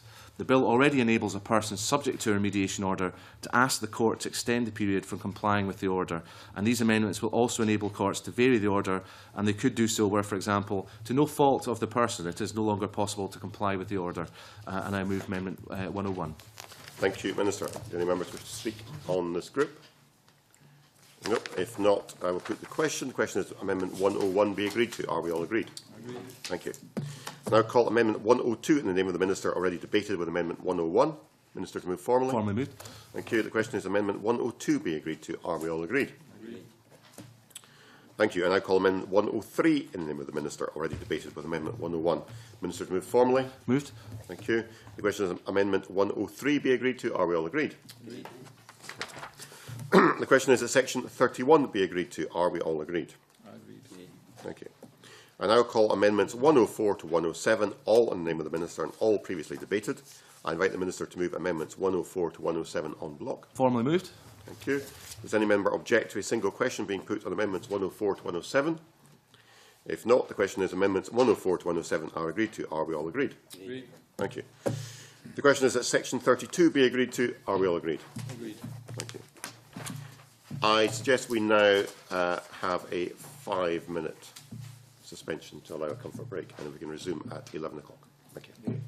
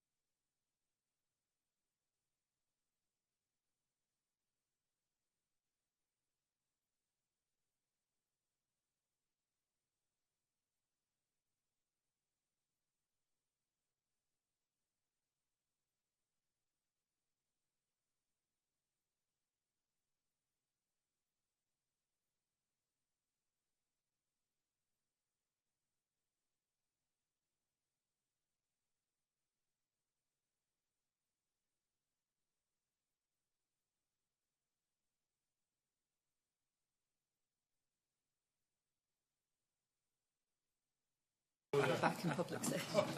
Okay. Right, if we can resume, remind members we are back in public session. Right, we're continuing our Stage 2 deliberations on the Regulatory Reform Scotland Bill. We are now at the point after Section 32, offences relating to the supply of carrier bags, fixed penalty notices, and I call Amendment 51 in the name of the Minister in a group on its own. Thank you, Convener. This amendment would provide for modest fixed monetary penalties as part of the enforcement of carrier bag charging offences under the proposed carrier bag charging regime from 20th October 2014. The aim is to provide a proportionate and cost-efficient enforcement option to complement the criminal penalties for failure to comply with the proposed regulations. We had proposed enforcement through civil penalties in last year's consultation on carrier bag charging, but it emerged in preparing the proposed regulations this summer that the enabling powers do not allow for this. We have decided to bring these forward for the bill following discussion with COSLA and retailer representatives, with good communications to ensure retailers understand their responsibilities, and with a pragmatic approach from local authorities. We do not expect a significant number of cases where enforcement action will be necessary. However, for the small number of cases where enforcement may be necessary, we want to ensure that local authorities have an option which provides a realistic threat of enforcement action without the need for court action and associated costs for all sides. The proposed amendment sets out a fixed penalty regime in some detail. In view of the concerns expressed by the Scottish Retail Consortium, I'd like to highlight the following. Enforcement authorities would need to take account of guidance which will help to ensure a consistent, proportionate approach to enforcement. Anyone receiving a fixed penalty notice could make representations to the enforcing authority if they disagree or believe it to be unfair, and anyone who wanted to force the enforcement authority to decide whether to take the matter to court could simply do so by not paying the penalty. So I move Amendment 51 and urge the committee to support it. Thank you, Minister. Do any members wish to speak to this amendment? I have two concerns, Minister, I'd like to raise about this if I can. The first is on the principle of carrier bag charging. I appreciate you were not in Parliament at the time, but back in 2005, the then Environment and Rural Development Committee did consider this issue in some detail. It looked at a member's bill from Mike Pringle, MSP, to bring in a similar set of charges, and having considered evidence in great detail at that point, came to the conclusion, I think unanimously, that it would not support that particular measure at that time. And I would commend to the Minister the committee's report, which I read with great interest last night, which has a lot of detailed arguments as to why, in fact, these proposed measures might be counterproductive in terms of environmental protection. I was also very interested to see, in terms of the makeup of that committee, among those supporting that unanimous decision were not just his parliamentary colleague Rob Gibson from his own party, but one Richard Lockhead, who I believe is now the Cabinet Secretary, and in effect, I think, the Minister's boss, who perhaps has had a sudden change of heart on this particular subject. But I think the issue is undoubtedly a controversial one, and I'd be interested to know why the Scottish Government's view has changed so dramatically from the stance being taken by his colleagues not so long ago on a similar issue. I've also got an issue about process here, because this was this is a measure just being introduced at Stage 2 with very little prior notice, as the Minister will be aware. It was not raised at Stage 1. The committee has not had the opportunity to give it the detailed scrutiny that such a measure would deserve. The Minister fairly highlighted his engagement with the Scottish Retail Consortium. He, like me and other members around the table, will have seen the submission from the SRC, which is very critical of this particular measure being brought forward. So, whilst COSLA may be content with what is being proposed, it is not the case the retailers are being proposed. And I think if the government wants to bring in a measure such as this, it should do so with proper parliamentary scrutiny and consultation, which has simply not been done by bringing it in as a very late Stage 2 amendment. And I'd be grateful if the Minister could respond to these concerns. Certainly. I certainly listened with interest, and I, unlike yourself, Convener, I wasn't reading that particular report last night. But if I could say a few things. Firstly, on the issue of the change of heart that was being presented in terms of the members of the government, we should, of course, remember that the Climate Change Scotland 2009 Act has happened since that original debate in Parliament about carrier bags. And so that we feel that in light of that Act, it has changed the the context in which we're having this debate today, and therefore we feel it's important to address the issue. In respect of why we're bringing it forward at a late stage in terms of the parliamentary process, I acknowledge that scope for discussion on this issue is more limited in bringing it forward at stage 2. We had proposed, and as I said earlier on in my opening statement, I had proposed enforcement through civil penalties in last year's consultation. It's subsequently proved to be the case that we do not have the enabling powers to allow us to do that, and therefore we've had to bring it in at stage 2, the provisions that we presented today. And in terms of the Scottish Retail Consortium, I certainly recognise some of the points that they have raised and concern that they've raised, for example, about the distribution of the fines that are collected. And we note their suggestion about going to a consolidated fund. The proposed amendment would allow ministers to prescribe how any funds raised were to be applied, but we need dialogue clearly with stakeholders before deciding whether and how to exercise that power. So that's just one example of things that we recognise there are issues that have been raised by the Retail Consortium, and we will continue dialogue with them, but we would hope to engage further with stakeholders on the detail of such matters. Okay, thank you. The question is therefore that Amendment 51 be agreed to. Are we all agreed? No, we are not. In that point, we will put it to the vote. Those in favour of Amendment 51, please show. 1, 2, 3, 4, 5, 6. Yeah? All right. Sorry. Right. Please put your hands up again. Those in favour, put your hands up. 1, 2, 3, 4, 5, 6, 7, 8. Members, please pay attention. Oh, we are. We are. Right. Those against? 1. Thank you. Okay, and I call Amendment 108 in the name of the Minister, already debated with Amendment 100. I invite the Minister to move formally. Thank you. The question is Amendment 108 be agreed to. Are we all agreed? Agreed. Thank you. The question is Section 33 be agreed to. Are we all agreed? Agreed. Right, move on. Section 34, contaminated land and special sites. I call Amendment 52 in the name of the Minister, grouped with Amendments 53 to 63, and I invite the Minister to move Amendment 52 and speak to all amendments in the group. The main effect of Section 34 is to empower local authorities to declare that a site should no longer be regarded as contaminated land. As Bruce Crawford highlighted in his contribution to Stage 1 debate on the bill with regard to a constituency issue in Blainfield, the economic, social and environmental costs in dealing with contaminated land can be very high. Since Part 2A of the Environmental Protection Act 1990 came into force, local authorities have responsibility for inspecting land in their area for land contamination and for identifying any site which constitutes an unacceptable risk to human health or to the water environment. Our concern today is that at present, once a site has been declared to be contaminated land, a technical legal term, it remains on the register of contaminated land. This is the case even if the council or a developer has carried out remediation required. Such remediation must mean that the site no longer meets the criteria of being contaminated land. And we want to help residents such as those in Blainfield and get remediated land back into productive use as soon as possible. The amendments to Section 34, developed following engagement with the Contaminated Land Action Group, are designed to remove this anomaly. If a local authority has declared a site to be contaminated land, it will in future be able to declare in a similar way to say that it no longer regards a site as being contaminated land. The site will thus no longer have the stigma of being on the register of contaminated land.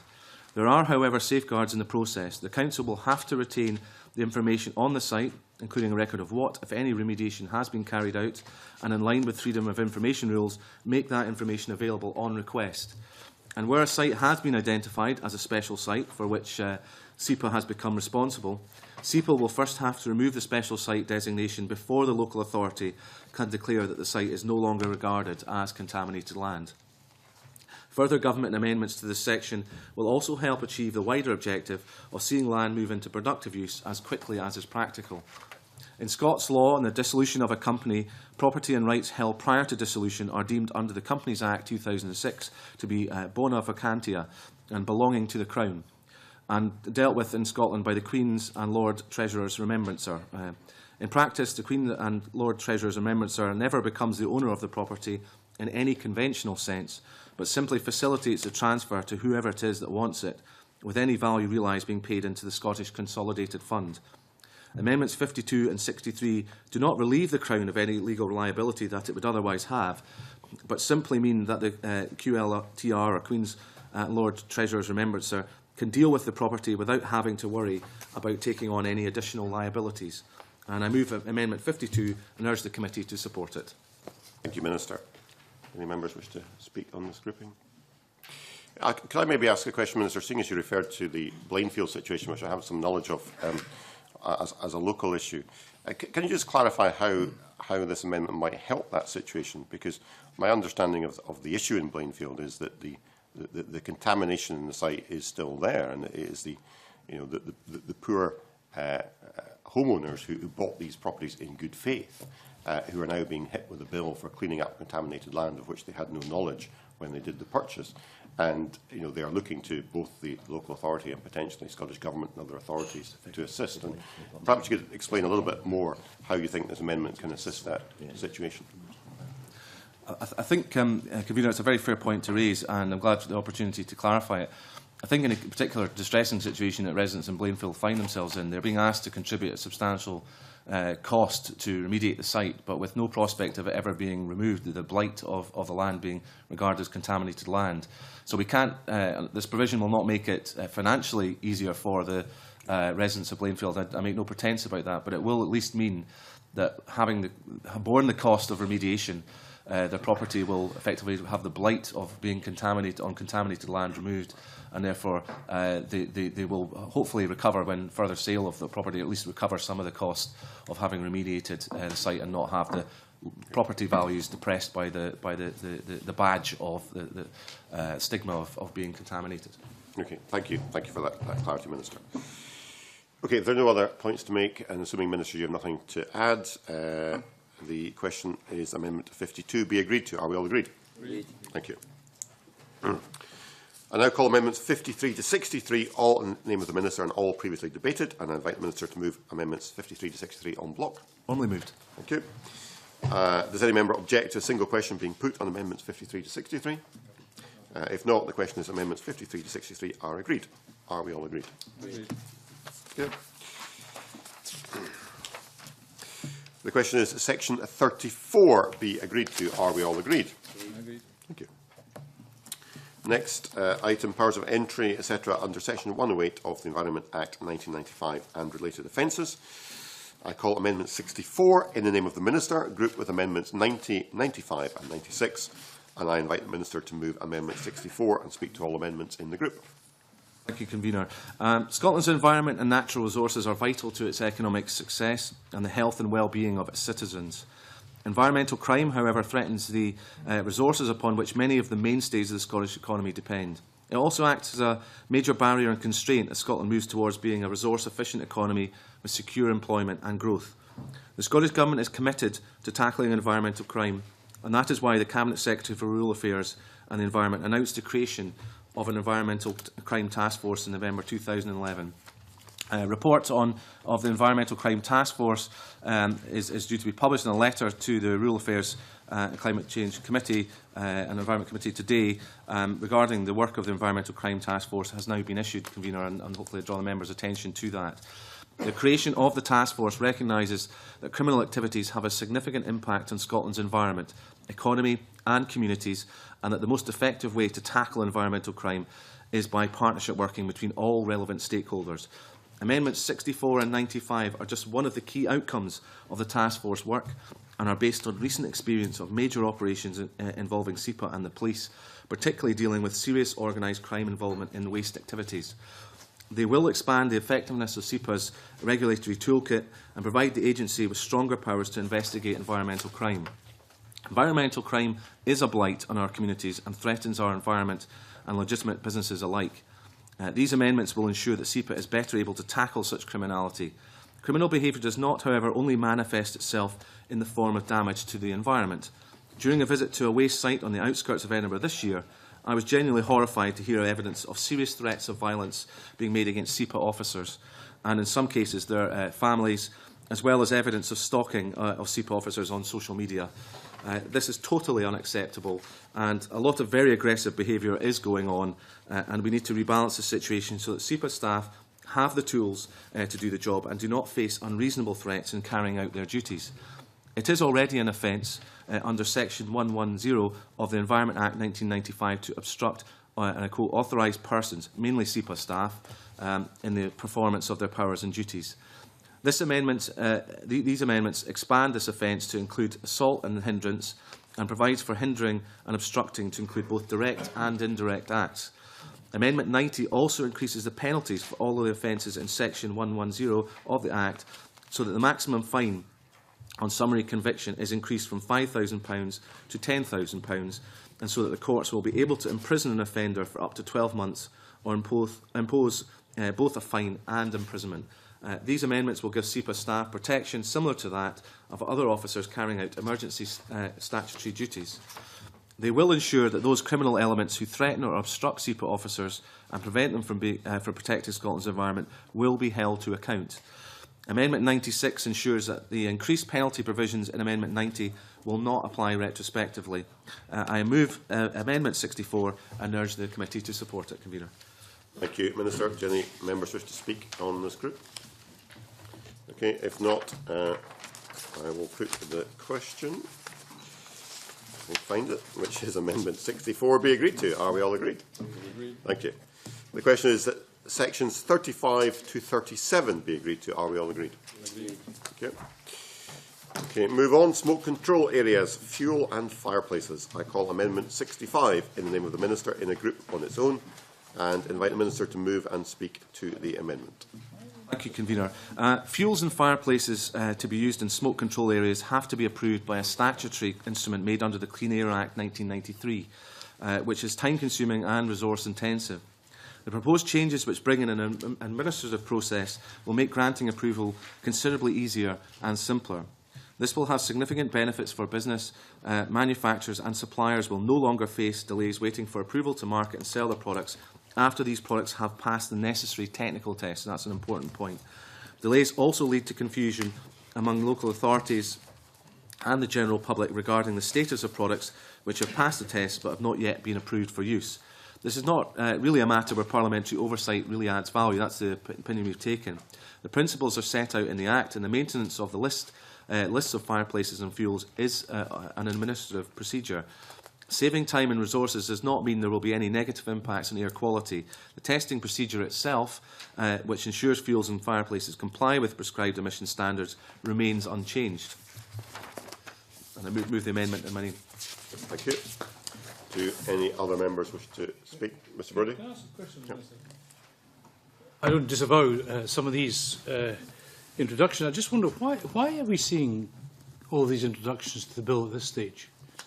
Well, I recognise this has come late in the day. Again, this is reflecting discussion between ourselves and the UK Government, which is trying to bring in a simpler process to enable suppliers, manufacturers of products to not be put at disadvantage if they've developed a product and they're having to wait for the next update in terms of the SSI, which can take some time, but they may be at a considerable disadvantage. So it puts them in a position where they potentially have a product that is better than existing ones in the market, but can't actually sell the product. And we feel that it's in this case it's justified in that there's an ongoing debate. There's a discussion at UK level, and all devolved administrations are being asked to consider this process, and we've sought the opportunity to try and address it here rather than bring it back to Parliament later. Thank you. Any other members wish to comment? Okay. If you have nothing to add, Minister, I would suggest we just put the question. The question is Amendment 65 be agreed to. Are we all agreed? Agreed. Thank you. I now call Amendment 6 in the name of Alison Johnson, already debated with Amendment 1. I remind members that if Amendment 6 is agreed, I will not then be able to call Amendment 7, which would be preempted. And I invite Alison Johnson to move or not move Amendment 6. Move. Thank you. The question is Amendment 6 be agreed to. Are we all agreed? No. No. Okay, there will be a division. Those in favour of Amendment 6, please show. 2, 3. Those against Amendment 6, please show. 6. Okay, that is defeated. I therefore call the next amendment, Amendment 7, in the name of Alison Johnson, already debated with Amendment 1. Alison Johnson to move or not move? Moved. The question is Amendment 7 be agreed to. Are we all agreed? Yes. No. Those in favour of Amendment 7, please show. 1, 2, 3. Those against? 3, 4, 5, 6. Amendment 7 is defeated. The question. We don't think it. Right. The question is that Section 39 be agreed to. Are we all agreed? Agreed.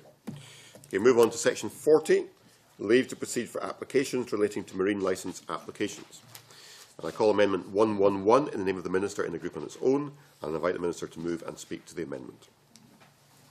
Thank you, Convener. The bill as introduced provides that appeals in connection with offshore generating stations proceed directly to the Inner House of the Court of Session.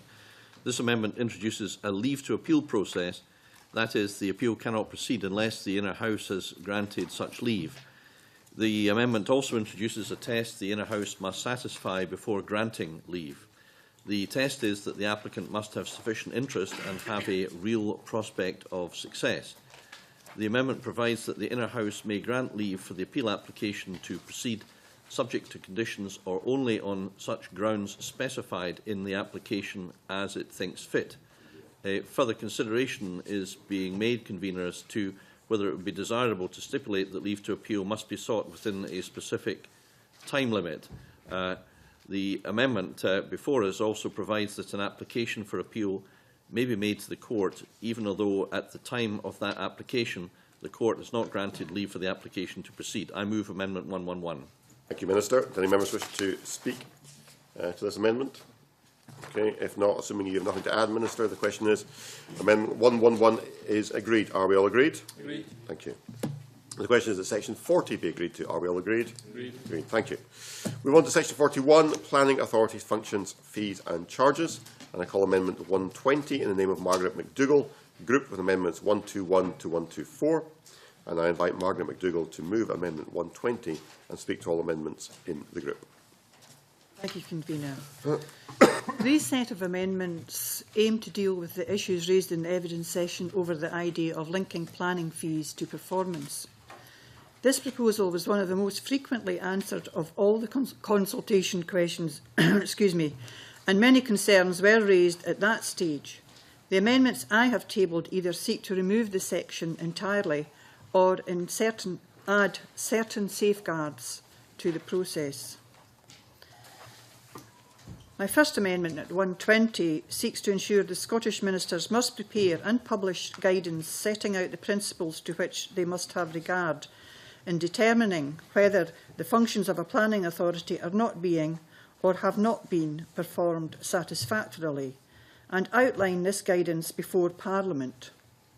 Nowhere in the bill are the definitions of satisfactory or non-satisfactory set out, and this could be a very subjective concept. So by adding this amendment, it makes sure the process is rigorous. While I welcome that the Minister, Derek Mackay, confirmed to the committee that the Scottish Government would provide assistance to improve the performance of a planning authority before resources are removed, I feel that this should be a statutory requirement listed in the bill, that all reasonable steps should be taken before ministers are allowed to place sanctions on a planning authority. Therefore, my second amendment adds this to the bill. My second amendment seeks to ensure that a planning authority is not adversely affected by the provisions either in the form of its performance or the range of services offered. If these provisions are genuinely here to improve and incentivise planning authorities, then it would make no sense to penalise them to such an extent that it further affects their performance, which could potentially result in them being penalised further through something that might be no fault of their own. My third amendment states that before making any changes, the Scottish Government must lay before the Scottish Parliament a statement setting out percentage variation by which and the period for which they propose to vary the fee or charge. This would ensure that the power cannot be misused and would offer safeguards which I feel are not currently explicitly stated within the bill itself. This would also allow for parliamentary scrutiny of the changes, again providing additional safeguards which I feel are not currently present within the legislation. The above three amendments would not drastically alter the function of Section 41, but rather strengthen the proposal by adding safeguards which are not currently present, ensuring planning authorities are not unfairly penalised and allowing parliamentary scrutiny of the changes. They would also add more transparency and openness to the legislation, and I hope that this is something we can all support on this committee. Failing the section being amended, my last amendment seeks to remove Section 41 from the bill in its entirety. As COSLA, Stephen Hagan, stated in a letter to the committee, the changes were fundamentally too much ministerial interference in the operations of a specific council service. And Unison said that it is the role of democratically elected councillors to scrutinise the process, not central government. The Scottish Government is demonstrating through this bill a worrying trend of centralisation. We should not be taking functions away from the local councils, but extending them through more devolution. As I said, my preferred option is removing Section 41, as it is the only sensible option. It potentially gives Scottish ministers too much control over the planning process. No safeguards exist within the bill itself, and we only have the minister's word that all reasonable steps will be taken to support and improve performance of a planning authority. There is no function within the bill itself to provide proper parliamentary security or scrutiny to the proposed variations in fees, and COSLA have made it clear that they do not want this in the bill. And I move the Amendment amendments. 120. Yes. Thank you. Thank you. Okay. Any members wish to speak to this group of amendments? Yeah. Mr. Mackenzie? Yeah. No. Brilliant. I was listening to the Margaret McDougall carefully there, and she mentioned that she feels that scrutiny of local planning authorities should be undertaken by local councillors themselves, and I just wonder how it is that she feels that could be carried out, given that there are some planning authorities that are very good and some that are not so good, and but local members may not be aware of how well their planning authority is performing compared to other ones, and therefore, unless government provides some overview and some assistance there, how on earth are they to know whether their planning authority is performing well or badly? Yeah, thank you. And you'll get a chance to respond at the end, Mr. Duvall. Mr. Gooding? Yeah, thank you, Convener. I'm really supporting what Mike Mackenzie said. I think if we look at the whole spectrum of performance across planning authorities in Scotland, it's, how shall I say, fairly variable. In some cases very good, in some cases not so good. And I think the purpose of this section of the bill as proposed will serve to help local authorities understand the regulatory regime under which we have to proceed to try and uprate the performance, certainly of those authorities or planning authorities that are not performing to the standards we expect. Okay, thank you. Mr. Malik? Yes, I'm a little surprised that the suggestion is that local authorities are not able to judge whether they're performing or not, and how good their performance is. Let's try to understand, planning is not the only issue that local authorities actually deal with. So this is either we're looking for a job to do and taking something away from the local authorities, or we're saying that they're incompetent, which I don't believe they are. And therefore, I'm sorry, I don't agree with the counter-argument in terms of whether the local authorities are capable or not of carrying out this task. What, however, I am supportive of, if the Scottish Government wants, is to support local authorities more by giving them additional resources, because that's normally an issue. But other than that, I'm sorry, I don't agree. Other members wish to speak? If not, I'd like to welcome, in the nick of time, the Minister for Local Government and Planning, Mr Mackay. Mr Mackay, do you want to contribute? Thank you, Convener. I'm here in a timious fashion, just as I'd like the planning system to operate as well, in good time, effective and efficient. And thank you, Convener, for your latitude, which also ensured I was able to speak at the low carbon conference as well, just across the road. The thrust of the work by government on planning has been positive and focused on encouragement, incentivisation, new investment, support and picking up best practice. However, that is not good enough if it does not achieve the right performance outcomes. I'm therefore serious about the mechanism and propose to continue with it. A council leader, director of finance or chief executive with an underperforming planning system might not take as much interest as they should. That might be unfair comment, but if there was a potential loss of income generation for their authority, it would become a financial matter as well as a performance matter.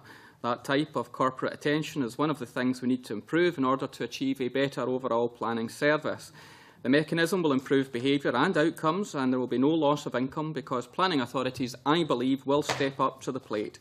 I fundamentally believe, as do many stakeholders with whom I've engaged, that this would work. The high-level group on planning performance has already identified a set of 15 performance markers which reflect key areas of essential good performance and service quality across the planning service. These performance markers have been considered by COSLA and are welcomed by this committee as a qualitative and quantitative method of assessing the performance of a planning authority. They are aspects of good performance and service quality that we should expect to see implemented right across the country. The committee will be aware that detailed practical arrangements for the use of Section 41 provisions have been taken forward with our COSLA partners through the high-level group.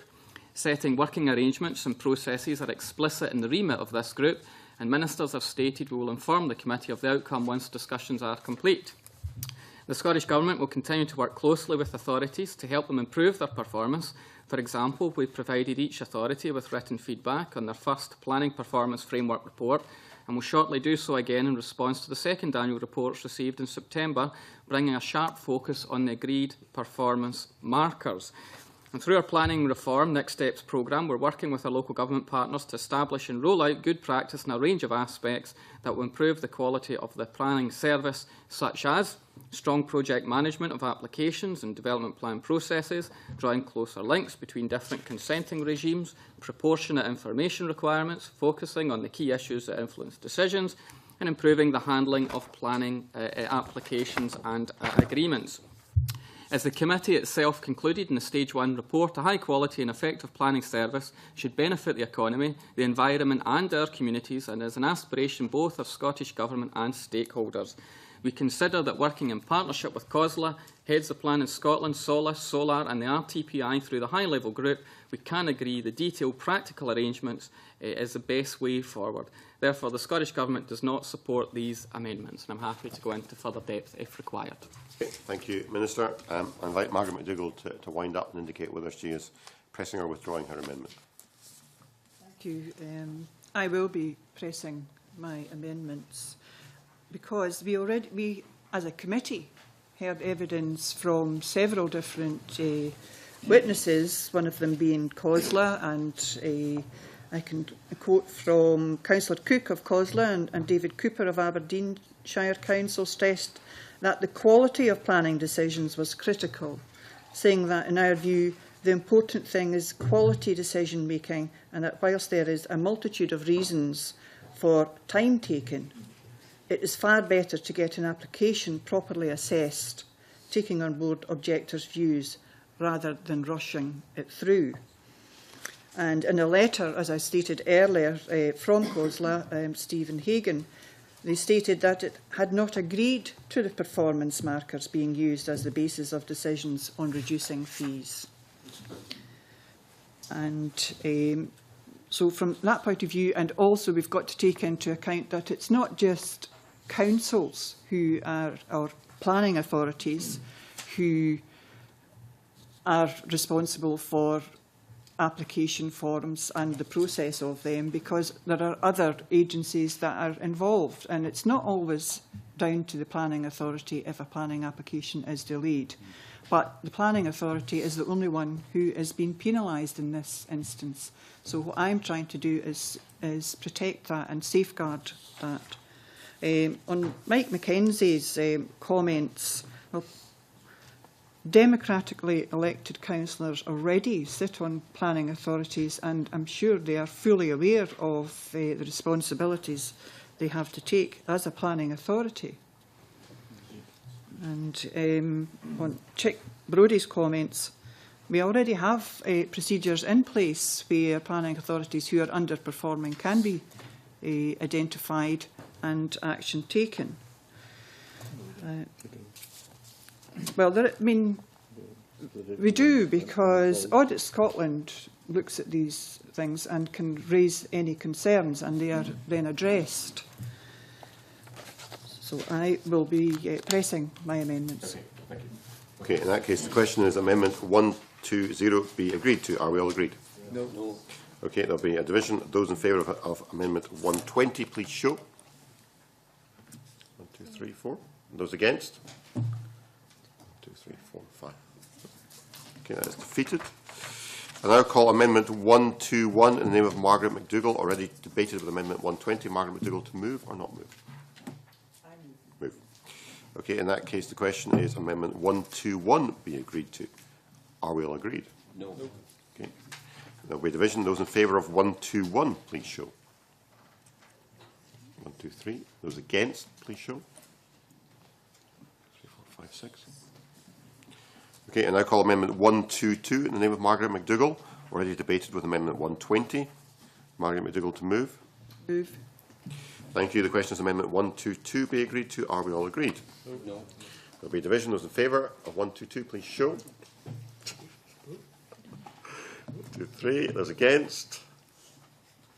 2, 3, 4, 5, 6. And I call Amendment 123 in the name of Margaret McDougall, already debated with Amendment 120. Margaret McDougall, to move. Those, sorry, the question is Amendment 123 be agreed to. Are we all agreed? No. There will be a division. Those in favour, please show. 1, 2, 3. Those against? 6. And I call Amendment 124 in the name of Margaret McDougall, already debated with Amendment 120. Margaret McDougall, to move. Move. The question is Amendment 124 be agreed to. Are we all agreed? No. Okay, there will be a vote. Those in favour, please show. 3. Those against? 6.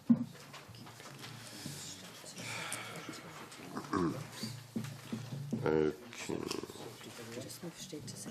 Next group. Okay. Right, we'll move to section 42, street traders' licences. I call Amendment 66 in the name of the Minister, group with Amendments 109 and 68, and invite the Minister to move Amendment 66 and speak to all amendments in the group. Members will recall that Section 42 of the Bill deals with the matters specified in paragraph 43 of the Policy Memorandum and 49 of the explanatory notes. Amendments 66, 68 and 109 relate to Section 42 of the Bill. Mobile food business need not be based in Scotland to trade here, Convener, and I understand that's particularly the case for large events such as shows or games or trade fairs and festivals. Although not based in Scotland, these businesses require a street trader's licence from the relevant local authority in Scotland.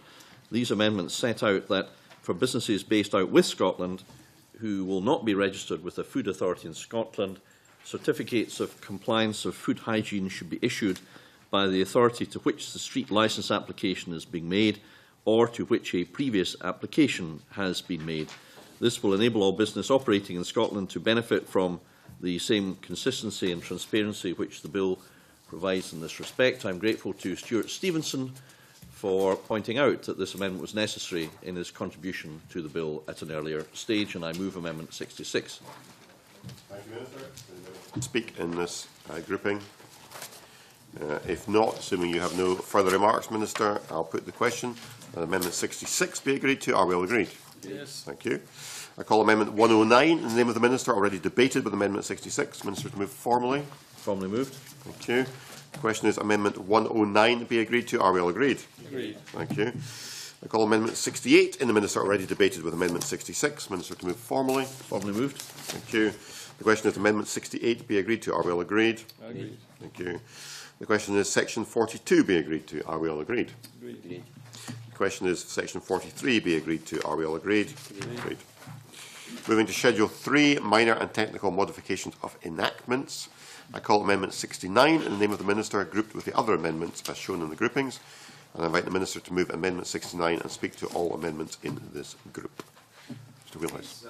Minor technical amendments, Convener, are part of our work on better regulation, that is making consequential or clarifying amendments, simplifying or streamlining procedures, and searching out spent provisions with a view to eradicating them and thereby clearing up the legislative landscape.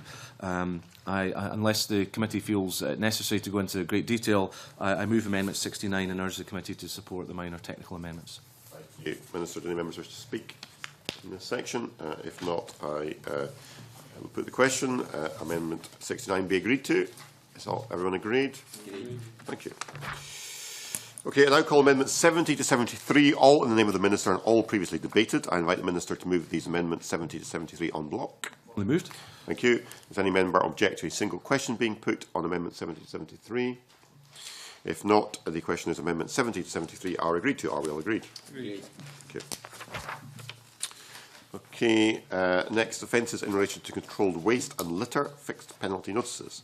And I call Amendment 74 in the name of the Minister, grouped with Amendment 75. And I invite the Minister to move Amendment 74 and speak to all amendments in the group. Thank you, Convener. This summer we consulted on Scotland's first national litter strategy since devolution, which we will publish next year. We believe that enforcement has a key role to play in deterring litter and fly tipping, and have already made an order to increase fixed penalties from £50 to £80 for littering and to £200 for fly tipping, with effect from 1st of April 2014.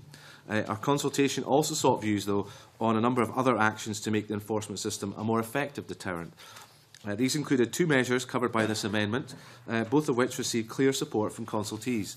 Firstly, these amendments will extend the ability to issue fixed penalty notices to Loch Lomond and the Trossachs National Park, which has long-running litter and fly tipping issues. It also provides a power that will allow ministers to add other authorities by a negative procedure order and to adjust the administrative arrangements appropriately. Secondly, they will close a loophole in the current legislation to require alleged offenders to provide their name and address to litter authorities, replicating a power that police already have.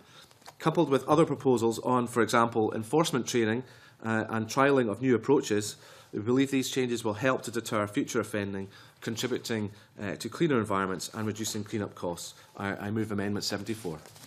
Thank you, Minister. Do any members wish to speak in this grouping? I wonder if I may ask the question. He will know my almost obsession with the plans for litter, but in some cases, local authorities are now subcontracting your litter collection and penalties to social enterprises and what have you. How will they be dealt with in terms of the bill and the Act? I understand that they will be covered by the amendments and the Act. We're happy to draw the attention to it. We'll write to the committee convener just to give the detail why we believe that we could cover situations where perhaps a social enterprise has been subcontracted. To give Mr Brodie, and I certainly recognise Mr Brodie's long-standing interest in this area. Okay, thank you. Any other members wish to contribute? If not, if you've nothing to add, Minister, I will put the question that Amendment 74 be agreed to. Are we all agreed? Thank you. I now call Amendments 75 to 96, 110, 97, 98 and 112, all in the name of the Minister and all previously debated, and I invite the Minister to move Amendments 75 to 96, 110, 97, 98 and 112 en bloc. I move, Convener. Thank you. Does any member object to a single question being put on Amendments 75 to 96, 110, 97, 98 and 112? In that case, the question is Amendments 75 to 96, 110, 97, 98 and 112 are agreed to. Are we all agreed? Agreed. Thank you.